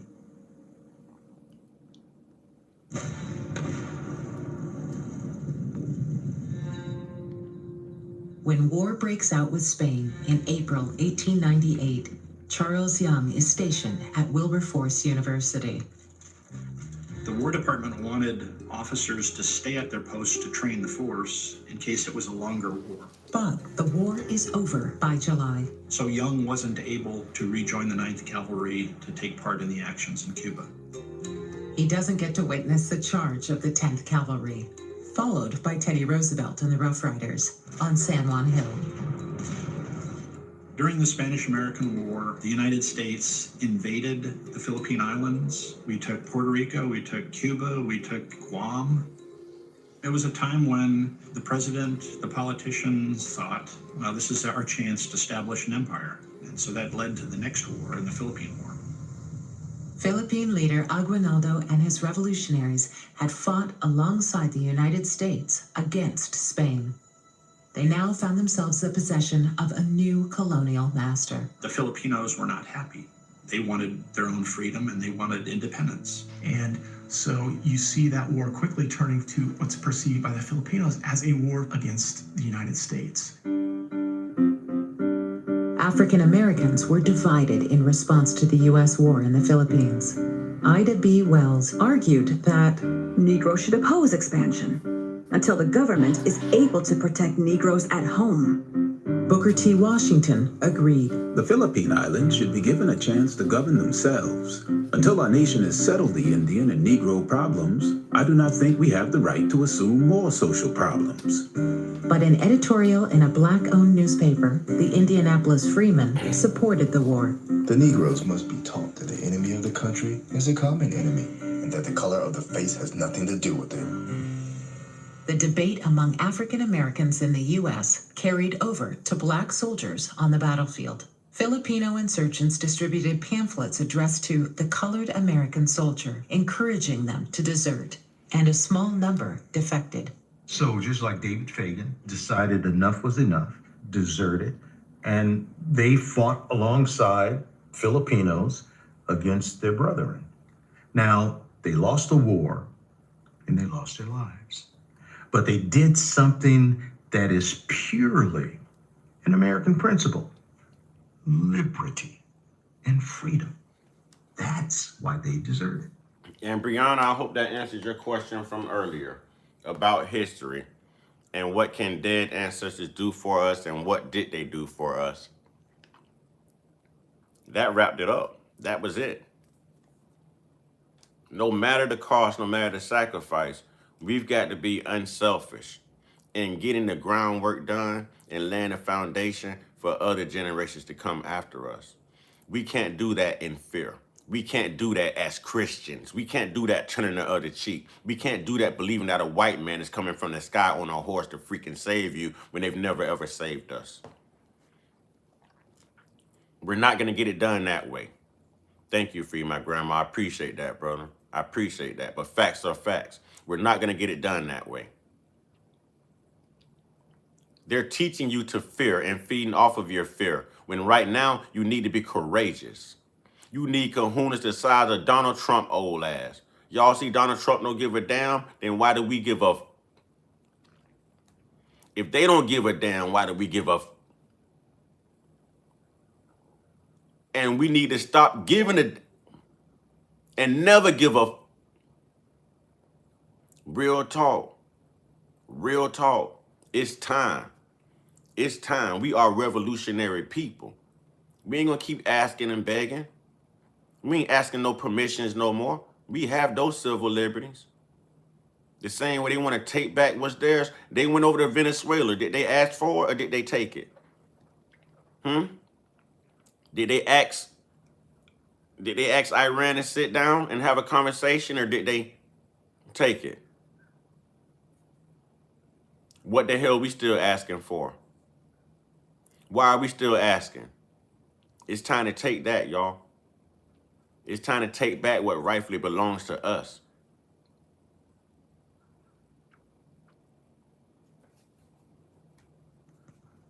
And I think that is misunderstood by a lot of people because they, as black men, knew how America treated them at home.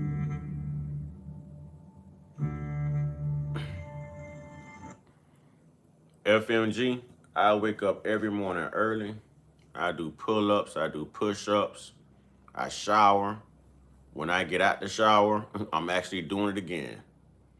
Every time y'all see me walk off, truthfully, that's what I'm going to do. I'm just addicted to always doing something. I like my body and my muscles tight. So if I'm going to my room, I have a pull-up bar over my door. You know what I mean? I do my pull-ups. If I'm going to the restroom, I do more pull-ups. I'll stop and do some abs, you know? Yeah, them people doing all the talking. Charles Young and I Company of the 9th Cavalry arrive in the Philippines on May 16, 1901. Newly promoted to captain, Young's first mission is to lead the Buffalo soldiers up the Gondara River to pacify a village called Blanca Aurora. Young set off with I Troop. They were in 3 flatboats being pulled by an armed gunboat. One of Captain Young's officers, Sergeant H.W. Nicholas, described the mission in a letter.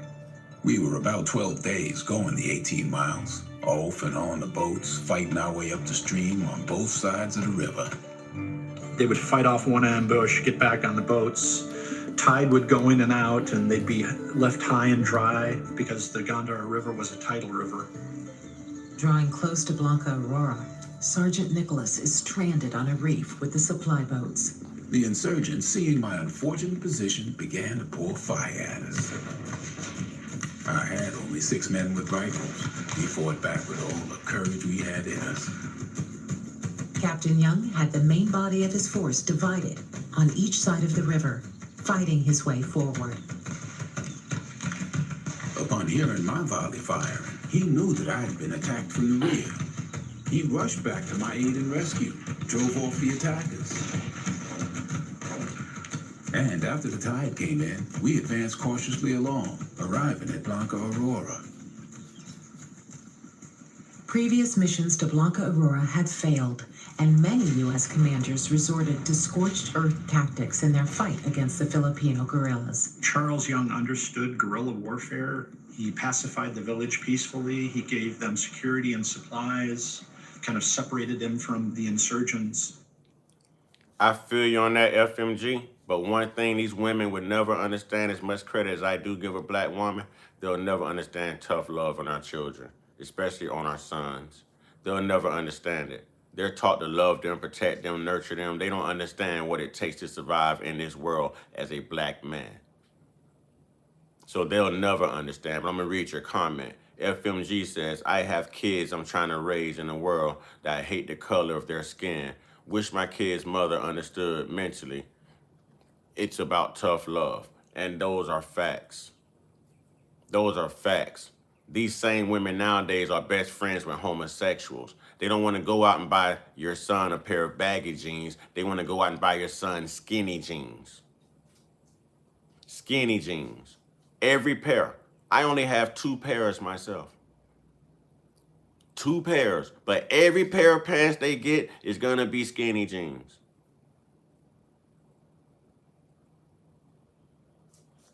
All right, Lala said, they said if we don't back off, everybody is going to get a wake up with an 800 credit score.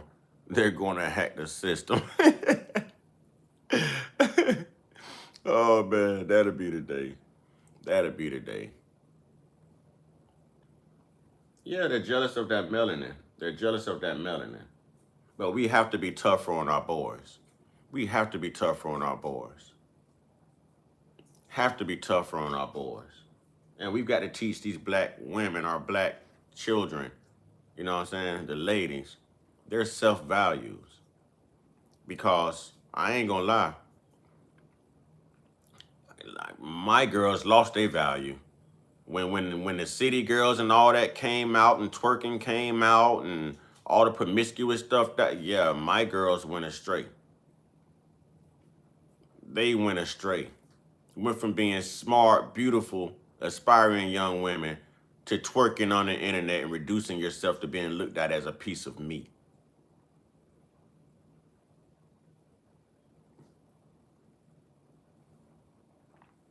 Young's deft touch was so successful that his commanding officer promised I Company a plum assignment after the war. So they got duty in the beautiful city of San Francisco as a reward for their good service in the Philippines. Charles Young and I Company serve for another year in the Philippines and fight in the decisive Batangas campaign against General Malvar. The Filipinos will not achieve their independence for another 44 years. In 1903, shortly... Listen, TV, social media, all that, when they started sexualizing women on television, that became the end of anybody trying to raise a woman with self-worth and moral integrity.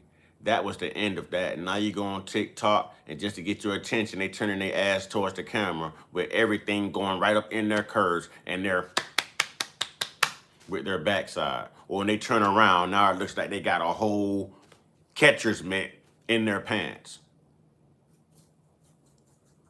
Is that all you're worth? Is that all you're worth? We argue over these pagan holidays because she likes to celebrate all this evil. She doesn't understand. I don't like lying to my kids. Exactly. Exactly. So if y'all want to know why I don't communicate with my children, I personally have my daughters blocked. Blocked. This world taught you that disrespect. I didn't. But if that's what you want to side with, have at it. You're not going to disrespect me. And I know what I did as a father. I was there. I put that in you. I told my girls they were allowed 1C. 1C on any progress report and any report card. And if you're smart, you're going to use it in math because I know how challenging math can be. 1C. I have a daughter in college right now who don't think I know she's in college. But if that's the life you want to live, after I done dove in those swimming pools and saved your ass from drowning, not once, but twice, after I done dove through windows and stopped you from sticking bobby pins in the damn electrical outlet while your mama was right there in the house with you, and I'm showing up on lunch break, thank God I did. If that's what you want, you wouldn't have any license, no nothing, if it wasn't for me. But if that's how you want to roll, go on, because the world is going to teach you a lesson. See, they try to talk bad on me, but you can't, because I was there. And there's too many witnesses. When you're supposed to be in school, and I got to knock on some random little black kid's door in the neighborhood, and you in there laying up with a boy at 15 years old rather than having your ass in school, you damn right I'm finna embarrass you. And I'm gonna embarrass that resource officer, I'm gonna embarrass the parents of that child. Yeah, I'm that guy. I'm that guy. I have a job to do, and your life belongs to me until you turn 18 years old. And these guys and these boys ain't gonna be around here telling little whole stories about you. But see, they don't want that. That's not the world anymore. We're mean. We're demonic. We're bipolar. No, we've been boys. We know what we did. We know what it takes. So whatever lie or whatever spin they want to put on it, man, let the world beat their ass. You know what I'm saying? They grown now. Let the world beat their ass and teach them. I don't subscribe to it. I keep my life moving. Because in the end, I got to live my life. If I went to court and I fought and got custody of mine, you can't tell me nothing. I put you through school. You know what I mean? Can't tell me nothing.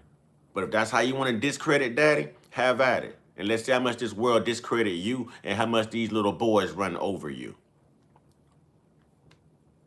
The one that's in college is a brainiac just like me. When I was doing spoken words and reading poems for Martin Luther King Day and all of that, she was right beside me on stage, even since a little girl. If my mom was in here right now, I should tell you I ain't lying. Them twin babies that get kept away from me, I raised those babies, not the mama. Not the mama. Too many witnesses. I changed those diapers. I was there at those car seats. I taught them how to do everything they did. It was me, not her. Not her. Not her. These women ain't raising these children. These women think all they got to do is work. It's the men that's doing the work and working and raising these children. And men are very important in a child's life. Not a stepdaddy, not a boyfriend, not a booty call, the biological damn father, the one who carries the same DNA as the child you gave birth to. After Charles Young and I Company returned to the United States, President Roosevelt visited San Francisco. San Francisco planned a big parade down Market Street, and Young was selected to... Listen, I'm going to tell you how devious, my girls are. My girls are so devious, right? They got in contact with my ex-wife just to find out why we finally got divorced. But that same ex-wife couldn't stand their ass, and they couldn't stand her children. But just to get back at me, they contacted her, reached out to her, didn't like her, called her everything but the child of God. She's all kind of fat, hippo. She was everything. Everything. But just to hate on daddy, they reached out to her instead of reaching out to me just so that they can have dirt on me to try to rub in daddy's face as if I failed again in another marriage. It's not always the man. It's the women sometimes too. You can't take someone with a project mentality and lead them, you know what I'm saying, to a 16-bedroom mansion in Beverly Hills. They don't have the mentality for that. That's how nefarious my girls are. Yes. Yes. So when I tell you I let that roll because the world is going to kick your ass. The world is going to show you. And these same guys out here are going to hurt you. You know what I'm saying? It's good. See, look what mama said. Amen. Let the truth be told. She was there. Now, the same one that's keeping me away from my twins was the latest woman I ever had in my life. Couldn't even clean a toilet seat behind her when her menstrual cycle was on, y'all. I got to lift this toilet seat to urinate. I don't want to see your cycle running down a toilet seat. So if a woman can't take time to clean a toilet behind herself, you think she could really raise those damn children? I did that. I did that. That was all me. All me. Not her. Me. She don't raise the kids she has. All she do is lay down and use her baby maker. But she ain't never raised no babies. Get mad and talk noise about her whole family. She used to talk noise about how her no good crack smoking daddy and her fat ass stepmama Veronica used to always choose Sharonda fat belly ass kids, you know what I'm saying, over her children. Oh, they always do for Sharonda. Sharonda lights get cut off. They doing this, they doing that. Sharonda won't keep no damn job. Sharonda got child abuse charges. How the hell Sharonda got her children? Oh yeah, I'm telling it. And that same one, Andrea Rock, talked noise about her own parents. But when the truth come out, no, I didn't. No, I didn't. No, I didn't. Yo, you did. You did. That's how I know everything I know. You did. You did. And the same way your daddy still got a bullet in his nuts, and you wonder why that bullet went through your ass, the world is going to teach y'all too. The world is going to teach y'all too. Real talk. Real talk. Ain't never did a damn thing. Everybody in their family either thieves, homosexuals, or crackheads. There's no intelligence in that family. None. She looked at me and told me at least she can guarantee that she'll have at least 2 smart children when she had twins from me. Mama, am I lying? Which you're certifying the rest of your kids to be dumb. And Damien dumb as hell. And Jeremiah dumb as hell. And Jamiria dumb as hell with a real bad hygiene. They was already picking on Jamiria in school, telling her she smelled like fish. Yeah, I added the cleanliness. They wouldn't clean no house. Change a damn dirty diaper and leave that joker laying right on the kitchen table. Who the hell raised you? Who the hell raised you? So it ain't too much these women can tell me. I am that guy. I've done that work. No matter how much they try to discredit me, I'm that guy. I stand on business. Just like mama said, amen, let the truth be told, she was there. She was there. I could bear witness to this all. Yes, sir, I went over all the time to help him take care of the twins. Thank you. Thank you. She ain't never been, never, and never will. Never will.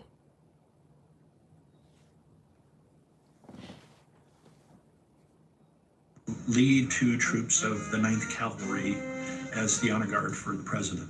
It was the first time that black troops had been included in a presidential honor guard. There was some troopers in the 9th Cavalry at the time who had charged up San Juan Hill with Teddy Roosevelt, so he knew them well. This woman would message me while she was working and tell me to have her 1 or 2 rolled up for when she got home, right? But when it was time to go to court, you lie and tell the judge that only I smoke because you done had time to get it out of your system. Oh, he's got a bad problem with marijuana. Oh, you smoked with me the whole 10 years. You were calling me and telling me to have you some ready when you pulled in. You was taking them to work and leaving them in your car door. This is how much hoes lie, y'all. This is how much hoes lie, y'all. This is how much hoes lie. She taught noise about everybody on the same exact job she's working at right now, including Yanni, including Elaine, Fred. She taught noise about everybody and had to go back and reapply for the same job. She done talked so much noise about Bill Russell and how Yanni snitched to get the position. She told everybody PPP business. Her and this dumbass chick she hang around named Amanda Yearwood. Don't know how to cook, know nothing. But this is what they do. This is what they do, y'all. This is what they do. There's mom. Sure did. Sure did. Before she could pull up in the driveway, she already on the phone telling somebody business from Sarasota Housing. She's already on the phone talking about, oh, Nikki Payton gonna lose her house and her assistance because of that PPP loan. How the hell would I know that? Nikki Payton's a hoe. And don't even talk about the Ramos girls, Jackie Ramos and all them. Oh, yeah. All that noise she talk about them girls because of her baby daddy. But see, them hoes talk from safe places. Them hoes talk from safe places. And they got a soft-ass brother by the name of Sonny Denro. Soft. Soft. Pretends to be hard and ain't nothing. Ain't nothing. Soft as hell. Useless. Played with baby dolls as a kid and still probably playing with doll houses as a grown-ass man. A bitch in a Malibu is what I call them. After Roosevelt's visit, Young and 2 companies of the 9th Cavalry are dispatched to Sequoia National Park. Charles Young was the first African-American superintendent of a national park, and that was Sequoia National Park. Sequoia had only been established in 1890. And I'm going to tell you something, too. These same people I'm addressing came in my live a couple of days ago.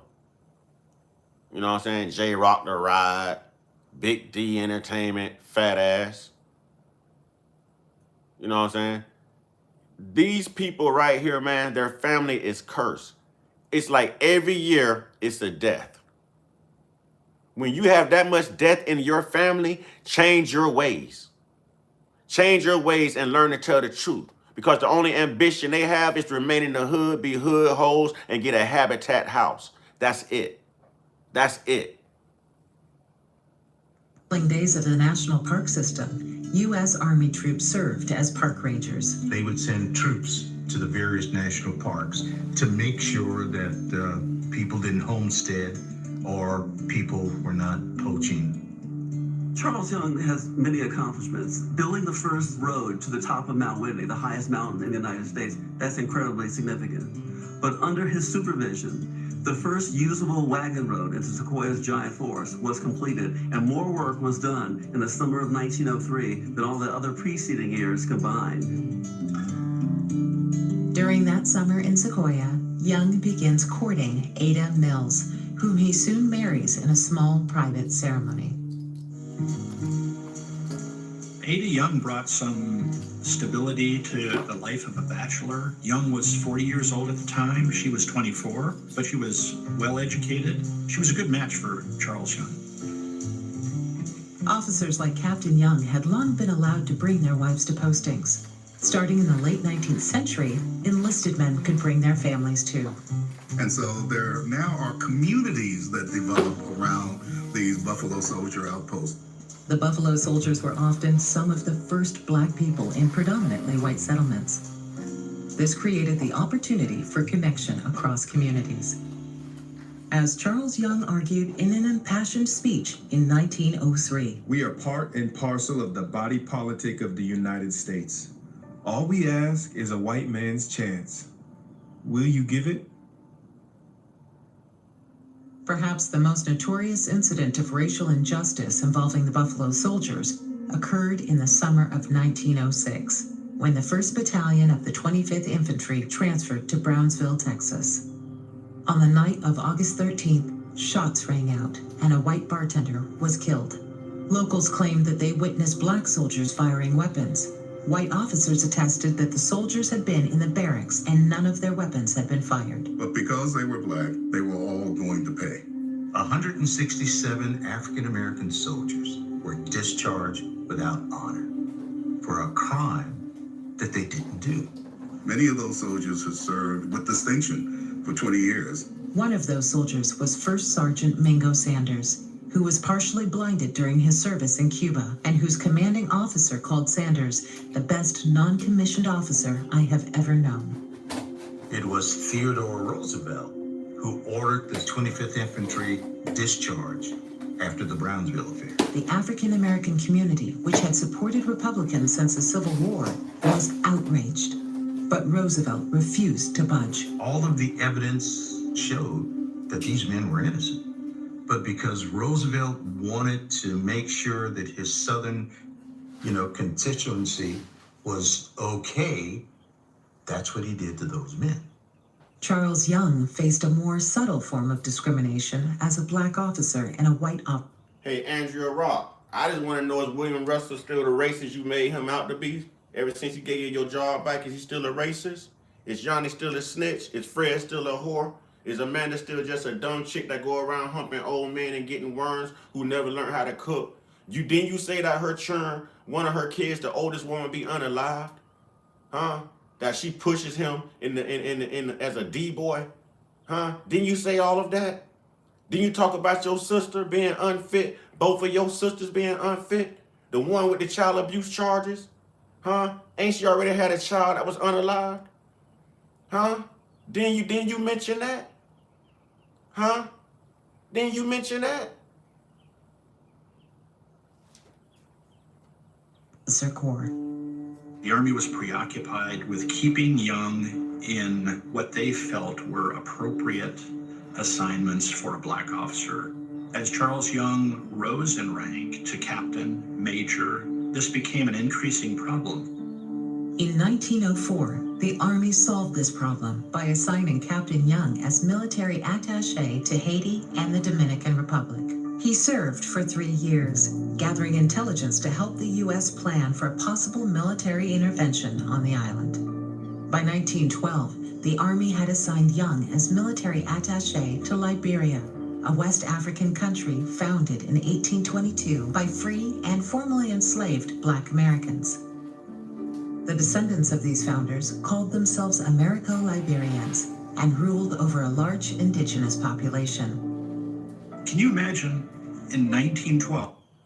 Yeah, I guess I'm working as an op this morning, y'all. I got to get this off my chest. That line ass Andrea Rock, did you tell your soft ass brother what you really felt about his wife? How you said Shalonda was hard to look at and funny looking. You glad she got her teeth fixed. You was used to him dating white women. It was hard for the family to actually, what she said, it was hard for y'all to accept Sharonda when he first bought her around because she was funny looking. You couldn't pick a better looking black woman, but y'all was proud that he finally left the white women alone. Yeah. Where did all that come from? You fat lying ass. You're a black man, and you're going back to Africa. And he finds this upside down world where former African Americans have gone and they've kind of reproduced plantations, and they're treating their own indigenous people terribly as slaves, practically. Young's mission was to train the Liberian Frontier Force, which was drawn from the indigenous people. He was assisted by 3 other black U.S. Army officers. At first, he was all behind the mission. But over the 3 years he was there, he began to doubt the motives of the Americo-Liberians who were trying to suppress the indigenous people. Liberia in 1912 was a dangerous place for Westerners. Bad food, bad water. There was 1 U.S. trained doctor in the whole country. Young had brought his wife Ada and their 2 young children to the post, but they had to be evacuated due to the lack of safe water and food. Young develops blackwater fever, a malignant form of malaria which will come back to haunt him later in life. And mama, we don't care. We ain't lose nothing. As soon as them court papers came, y'all want me to tell you how real my mama is? My mama say, I ain't calling for no damn kids. You the daddy. She want to sit there and tell them lies and pretend to be scared because she let her daddy jump me from behind as I was walking to my truck, y'all. But I'm waiting to see that bastard. I'm waiting to see that bastard. I'm waiting to see anybody related to him personally. Anybody. I'll get copyright stricken if I actually show the video. That's why y'all are hearing the audio. But I have a witness right here, y'all. I have a witness right here. Now I'm crazy. I'm crazy because I want to get that get back. Huh? I'm crazy because I can predict that your daddy going to be buried right next to his no good puss ass daddy. You know what I'm saying? I promise you that. In 1916, Charles Young and the Buffalo Soldiers fight in the last great cavalry campaign in the West. Pancho Villa was a warlord in northern Mexico at the turn of the 20th century, and our relationship with our southern neighbor was probably... Oh, nah, Ma, it's dead. But if you think for a minute that I ain't gonna... If you think for a minute he gonna put his hands on me and there's no repercussions, you don't know your son too good. You don't know your son too good. Mama, you know I work in the spiritual world. I ain't got to physically bring harm to nobody. I work in the spiritual world. I embrace that magic. I embrace those roots. I embrace my ancestors. I don't subscribe to that Christian stuff. I still do what I do. I still do what I do. I go before my altar. I get the work done. I get the work done spiritually. I get the work done spiritually. Even more tumultuous than the one we're experiencing in this generation. Villa's bandits raided Columbus, New Mexico, and shot up the town, killing 18 Americans. Nah, you good, FMG. You good. And the United States was not happy about that. And so they sent an expedition that at its height reached 10,000 American soldiers into northern Mexico. Charles Young had been promoted to major while stationed in Liberia. The Army transfers Major Young to the 10th Cavalry to serve under General Jack Pershing in the punitive expedition. Early in the expedition, on April 1st, 1916, Major Young and the 10th Cavalry surprise a group of 150 Villistas near the outskirts of Agua Caliente. Young had 3 cavalry troops and a machine gun troop. The troopers of the 10th Cavalry dismount and attack, forcing the Villistas to retreat behind a ridge. So Young used the machine gun troop as covering fire to pin down the enemy force, and he just overwhelmed them. Under covering fire from the machine gun troop, Young directs a flanking maneuver, forcing the Villistas to retreat in disorder. Young then leads a pursuit of the Villistas in a running battle until his men and horses are overcome by exhaustion.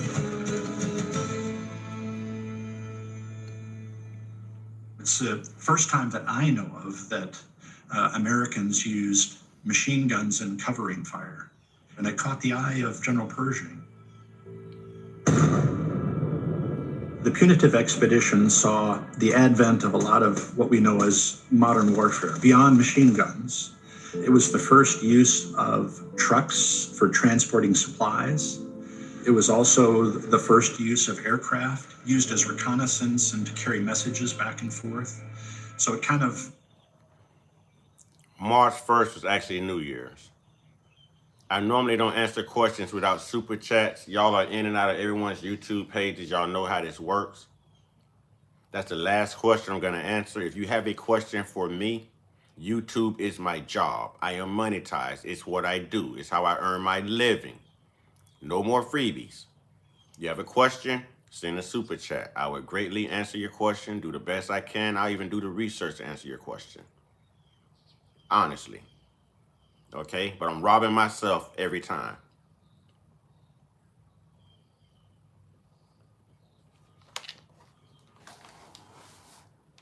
I do read my moderators. The Bible is a book written to control the masses, depending on who's teaching it. The New Testament was written by a man who also wrote a book called Demonology and Witchcraft. Yeah, how to call on demons. Yeah.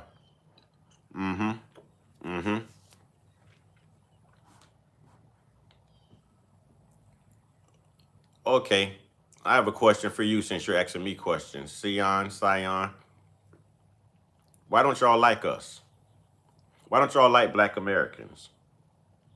Why are y'all okay with us calling ourselves African Americans, knowing that there's no kinship? The only thing we share with y'all is black. Y'all help put us into slavery. Y'all do nothing when America is mistreating us, but we're supposed to be your brother. And everything about Pan-Africanism leads back to glorifying Africa, not glorifying us black people. Why are we supposed to side with you? Why? Why are you brothers? Why are we brothers now? I know black, remember? Why are we brothers now?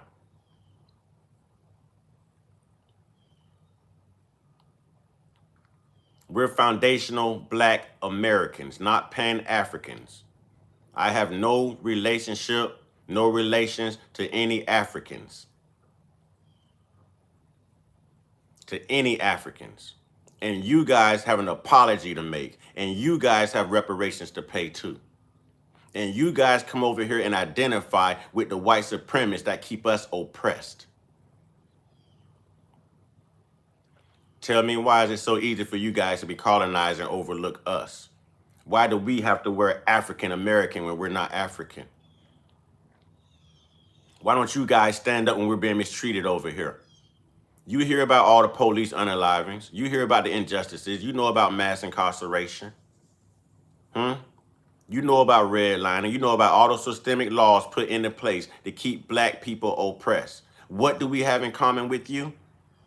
Absolutely nothing. Why would we side with you? We won't. Because you've never sided with us. You've only used us for your advancement and to glorify your continent and to give you grace as an African. What about our grace as foundational Black Americans?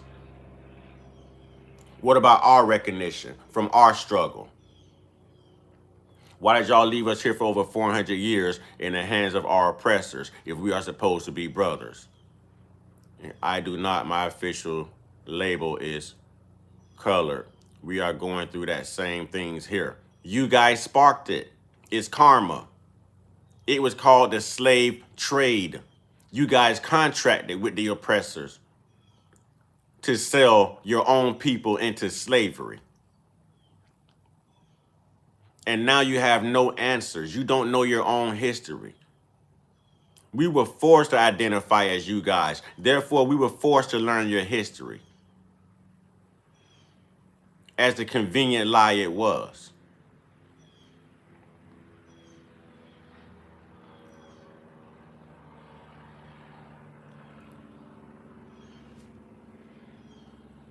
Signaled the end of cavalry and a new era of mechanized modern warfare. Despite it. You know what? You're South African. I'm going to give you credit for trying to learn and everything, you know, and sometimes it's people's content and character. So I'll give you that. But I want to see if you have any truth in you. For the American FBA delineation, on behalf of the FBA, let me see if you can tell the truth real quick, brother, because you're in Africa, and I know the truth that's gone around. Okay. Sion.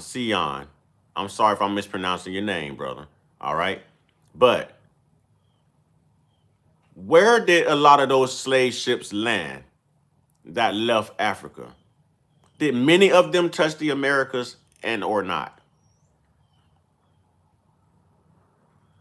Can you name the places where those slave ships touched down the most, bearing African slaves?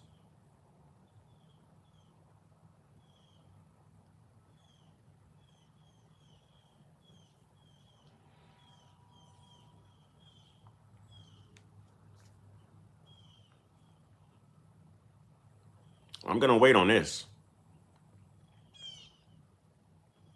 South America. Are you sure about that? Name the places. Because you're already wrong. Name the places. Name the countries. Name the continents. What is your history teaching you over there about this? What does your history say?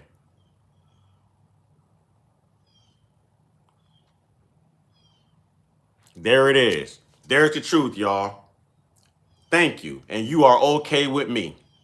You are okay with me. We ain't gonna fault you for your ancestors. You have the ability to be accountable and tell the truth. So again, if y'all know this in Africa, why the hell y'all got us identifying as African Americans though? I rest my case. I do what I do, y'all.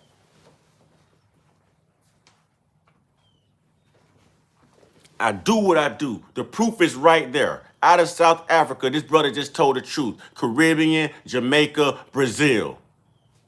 Caribbean, Jamaica, Brazil. Not here. That's the great lie. That's the great American switch. That's reclassifications. We are not related to the Africans. Yeah, there were tribes here that mixed with indigenous Indians, so some of us may have a percentage of African in us, but we are not from there. We're from right here on this indigenous land. That brother just spoke the truth, and I salute you. I salute you, and you are right with me. You are okay with me. Because, brother, you could have walked away. You could have stayed quiet. You could have struck back out of self-defense, but you didn't. You remained humble. So I know you're here to grow. I know you're here to learn, and I'm about that. So I embrace you. I embrace you. I embrace you. They did the same thing because you guys allowed it. That's what I'm trying to tell you. It was your continent that contracted with these Europeans that put all black people through hell. It was Africa being weak when they should have been strong as hell. Selling your people for scissors and mirrors and all kind of crazy BS.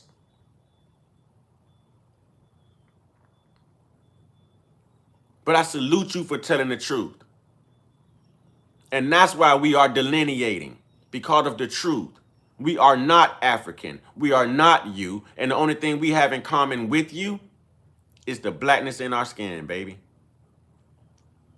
Yes, we all went through it, but you guys were the genesis. You guys could have stopped it. You see, those Haitians stopped it.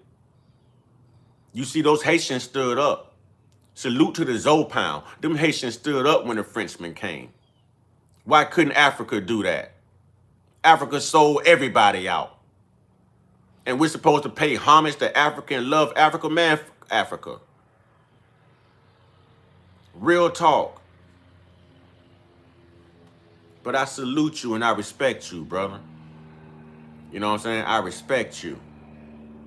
Because you told the truth about it. You told the truth about it. The Africans and the Arabs, yes. The Africans and the Arabs, yep. Yep. That's a whole buck right there, FMG. That's a whole buck. That's a whole buck.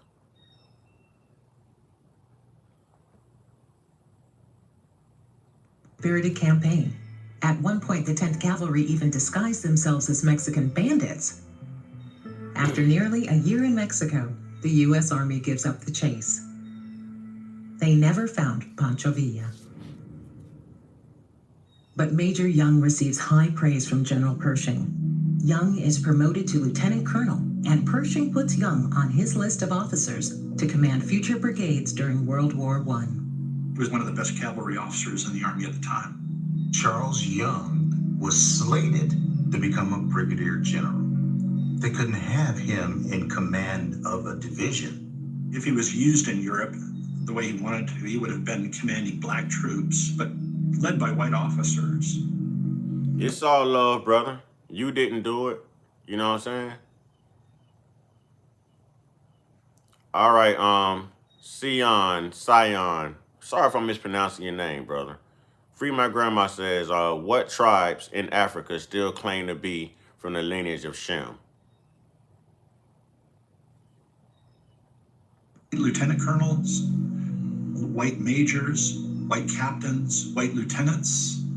And at the time, that was a problem for the War Department. A medical examination board found that Young had a range of health problems related to his long service in the Army. He was about 52 years old.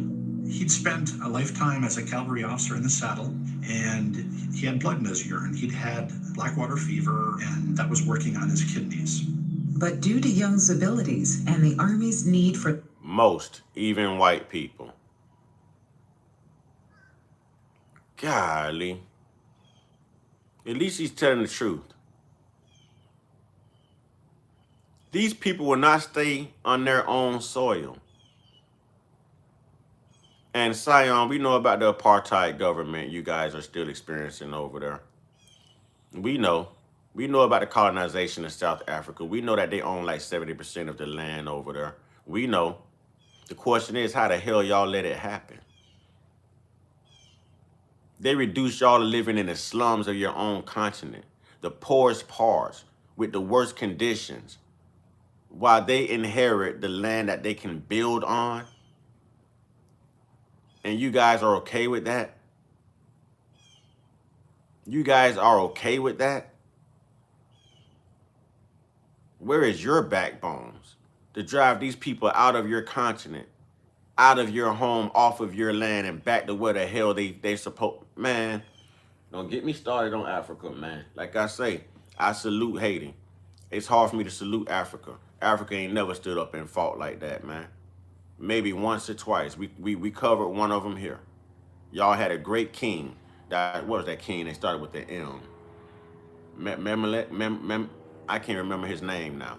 But y'all had one great king who was kidnapped by Europeans, broke away after 10, 11 years, came back, reclaimed his throne, and put it all on the line, on all fronts. You united so many tribes in Africa that when Italy showed up and the French showed up and Europe showed up, they didn't stand a chance because y'all whooped they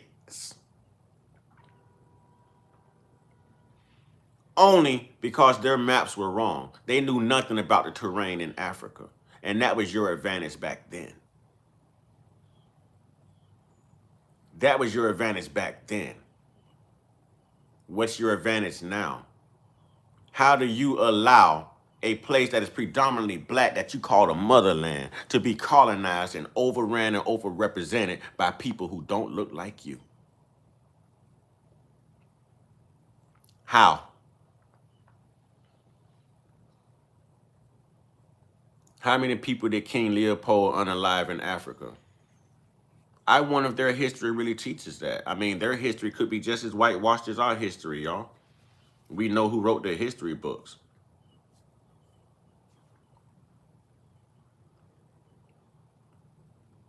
Now, it'd be something to get them out of America, but I don't see why it's a problem to get them out of Africa. Consider this. Ethiopia just entered. Ethiopia was one of them ones that stood up in what I'm talking about right now. Ethiopia just entered 2018, which I believe as of late, which means 2019 would be the 400 years complete. I'm watching you because I'm of the belief that you coming home, evidently. So we need you. Who coming home? This is my home. Y'all need yourselves the same way we need ourselves. Y'all got y'all fight on your soil with your government, and we have our fight on our soil with our government. We don't subscribe to Pan-African. Like I said, none of y'all, none of y'all, none of y'all. Your continent does not speak up when America is doing what we're doing to us. But let America get wind that someone's doing something to Christians and you got missiles flying. You got tariffs everywhere. Y'all don't stand up for us. Coming home to where? We are home. We are home. We are home. I don't have any plans on ever visiting Africa. I have no interest in Africa. No interest. None. Absolutely none. But y'all owe those reparations. Y'all owe those reparations. I'm going to tell you that, and I'm man enough to tell you that. We on these white people heads about reparations. Y'all owe us them reparations too. Y'all owe that. Y'all owe that. Gaddafi is the only person who tried to pay black people reparations. And true. And you see what they did to him. And you see what they did to him. You see what they did to him. I'm on my way home right now in a car. 50 Cent done spoke up. 50 Cent done spoke up. They did it to Nelson Mandela. Nelson Mandela was a freedom fighter. He fought the apartheid government, segregation, colonization. They locked this man up for 27 years and threw all kind of crimes on him just for him to come out and still be president of his own damn land. The history books don't tell you why he went to prison. They just make sure they tell you that he was a felon. I just told you why he went to prison, for fighting the apartheid government. History runs deep. History runs deep. And one that knows their history, it's hard for you to pull the shade over their eyes. But I respect this brother right here, because this brother is standing up in the paint and he's being honest. And this brother, he's seeming to me like he's trying to find his way back home. He's trying to find his way to blackness. He's trying to find his strength. He's in search of knowledge, and I don't have a problem with that. But I just want to make it absolutely clear. This black man, he ain't got no love and no appreciation, no gratitude, no gratefulness for Africa. Africa is no different from IHOP, is no different from America, is no different from Europe. It's no different from those Spaniards, Portugal. It's no different. It's no different. Y'all are colonizers. You guys were sellouts. You guys could have stopped this before it started. Before it started, the Haitians are telling a different story than y'all. I wonder why.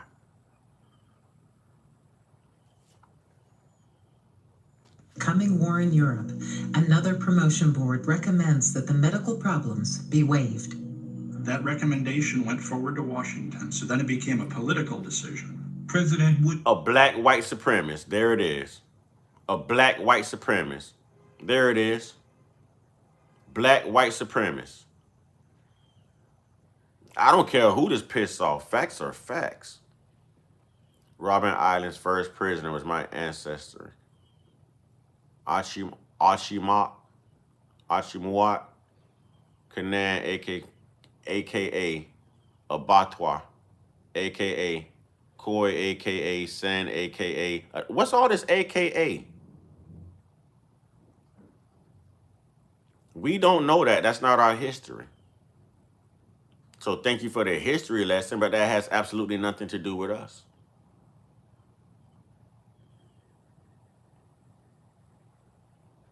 It has nothing to do with us. We don't even share the same history. We just share the same color of skin.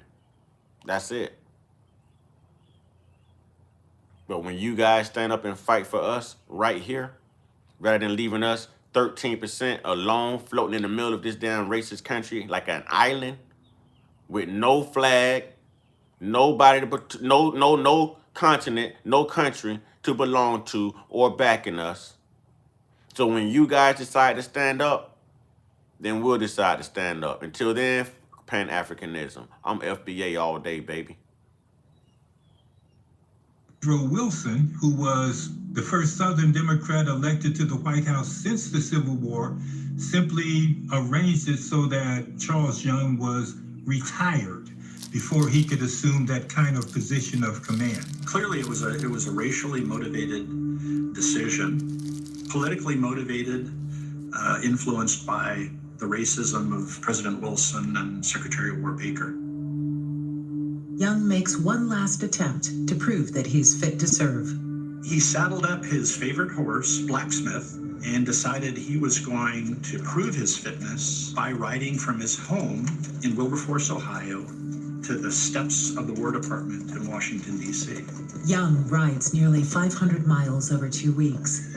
Despite wearing his Army uniform, he has sometimes refused service at white-owned hotels along the way.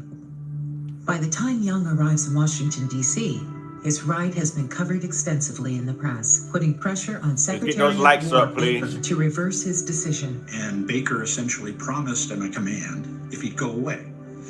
Young took him to his word, and he went back to Ohio, and Baker never carried through with his promise. Young never got to serve in World War I. To show the hypocrisy of the U.S. Army, they recalled him to active duty after the war and asked him to go back to Liberia. As Young's old friend W.E.B. Du Bois asked, if Charles Young's blood... No, brother, we fine. I give you your credit. I respect you.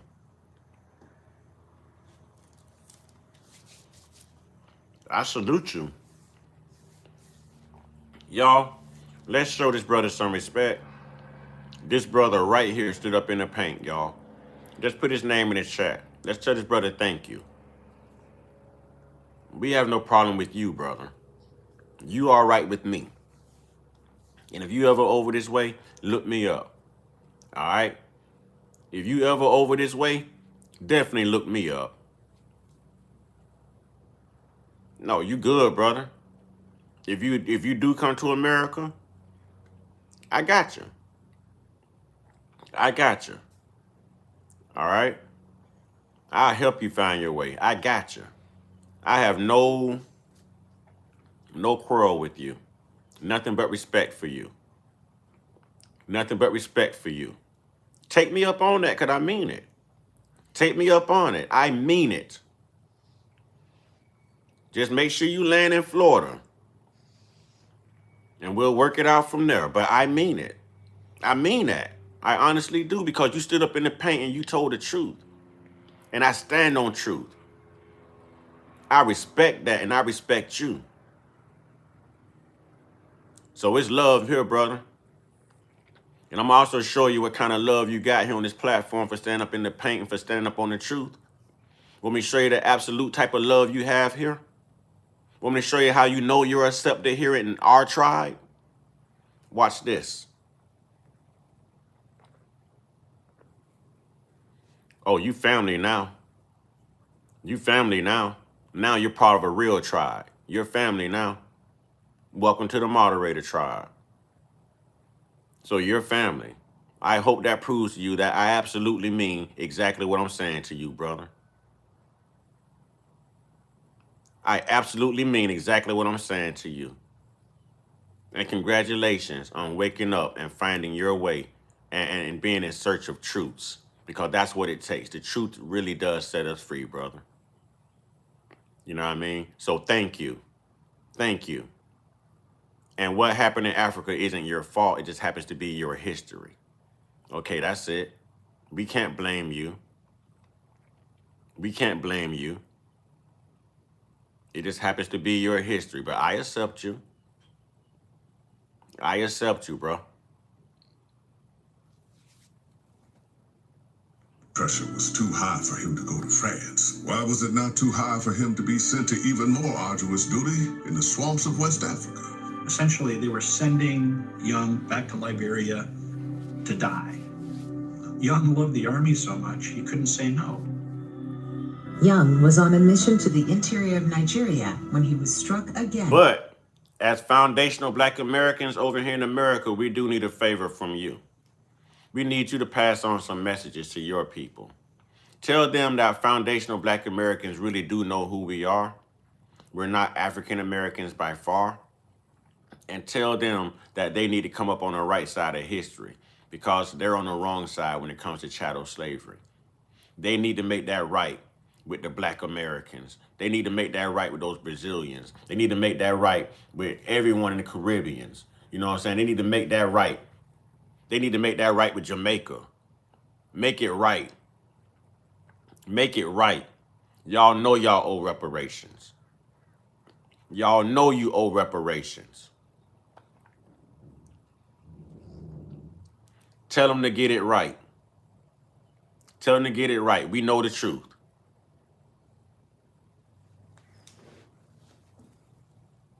By Blackwater fever.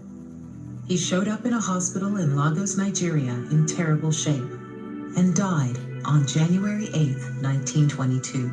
Ain't nobody doing it like us on the internet, y'all. This type of sugar honey iced tea does not exist on your internet, y'all. I don't shuck and jive for nobody. I don't dance unless I hear a song I like. I don't scratch unless I itch. Uncut and unstoppable. Get your t-shirts now. Uncut and unstoppable. I say get your t-shirts now. This is how we do what we do when we do what we do, baby. It's all about truths. It's all about truths. And I respect that, brother. I respect that, brother. Ada Young wrote letter after letter to the War Department saying that she wanted Charles Young's body brought back to the United States. A year after his death, Young's body was disinterred and brought to Washington, D.C. Black citizens lined the streets to get one last look at Charles Young's casket as it rode by, trailed by a cavalryman's Pressure create diamonds. You are correct, FMG. In the stirrups backward, as is tradition for a cavalry commander. Charles Young was finally laid to rest with full military honors at Arlington National Cemetery. Although never officially called Buffalo Soldiers, Black troops served bravely in segregated regiments in World War I and World War II. The Army's policy of racial segregation finally ended in July 1948 when President Harry S. Truman signed an executive order abolishing racial discrimination in the U.S. Armed Forces. But this did not really go into effect until after the Korean War. Black and white soldiers did not fight in integrated units until the struggle does build character. And the same way Lala's sexy ass stood up in the paint, that brother just stood up like a warrior. So I got to salute him. That brother stood up. He could have taken so many directions. He could have lashed out. He could have been, man, the hell with y'all black people over there. He could have took so many ways. That brother still chose humbleness and truths. He still chose humbleness and truths, y'all. And if that isn't relevant to who we are, if that's not a correlation to who we are as FBA, come on, man. Come on, man. He did that. He did that. He did that. Vietnam War. And it wasn't until 1972 that Dorsey Willis, the last surviving member of the Brownsville Affair, was pardoned. Okay, well, your nickname with the tribe is Simi. We're going to call you Simi. Is that all right, Sion? Can we call you Simi? Simi, Simi, y'all, Simi, y'all, Simi, yeah. Now we gonna call you Simi. You know what I'm saying? Is that okay? Can we call you Simi? Is that okay with you, brother? Can we call you Simi?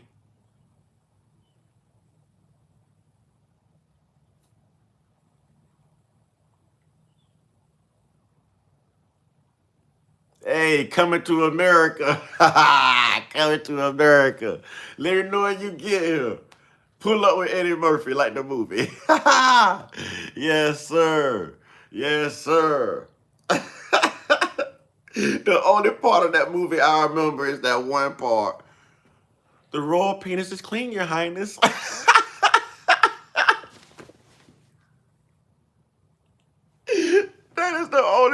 of that movie I can remember thoroughly. Hey, that's what's up, man. That's what's up. By President Nixon and given $25,000 in back pay. By then, Willis was 87 years old.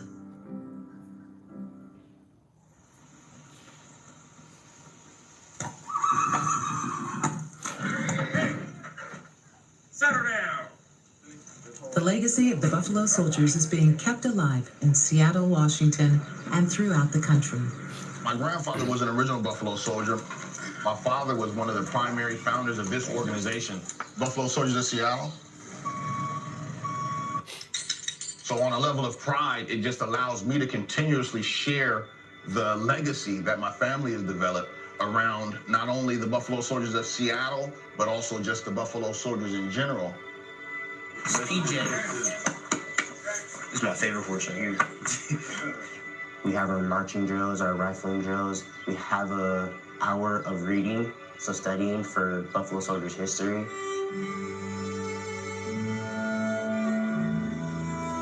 They fought for us. I changed them settings on them today is what I did. I changed them settings on them. They didn't want to wait around an hour. I changed those settings on them. You take their voice away, they'll go somewhere else to be heard. You know what I'm saying? And that's your favorite scene in the movie too?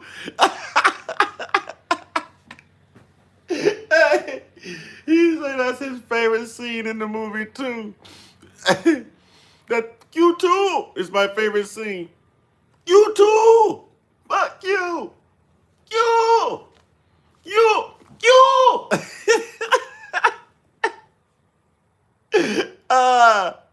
Hey, that's what's up. I forgot about that scene. I forgot about that scene. Hey, I got to watch that movie today, man. I'm watching Coming to America today, man. You know what I'm saying? I'm going to watch me one today, man. I got to hurry and get me a woman in my life, y'all. I need a woman. I need a woman. I need a woman. La, you better not come to Florida. Key Harmony better not come to Florida. Y'all good-looking women better not come to Florida. I'm snatching somebody up.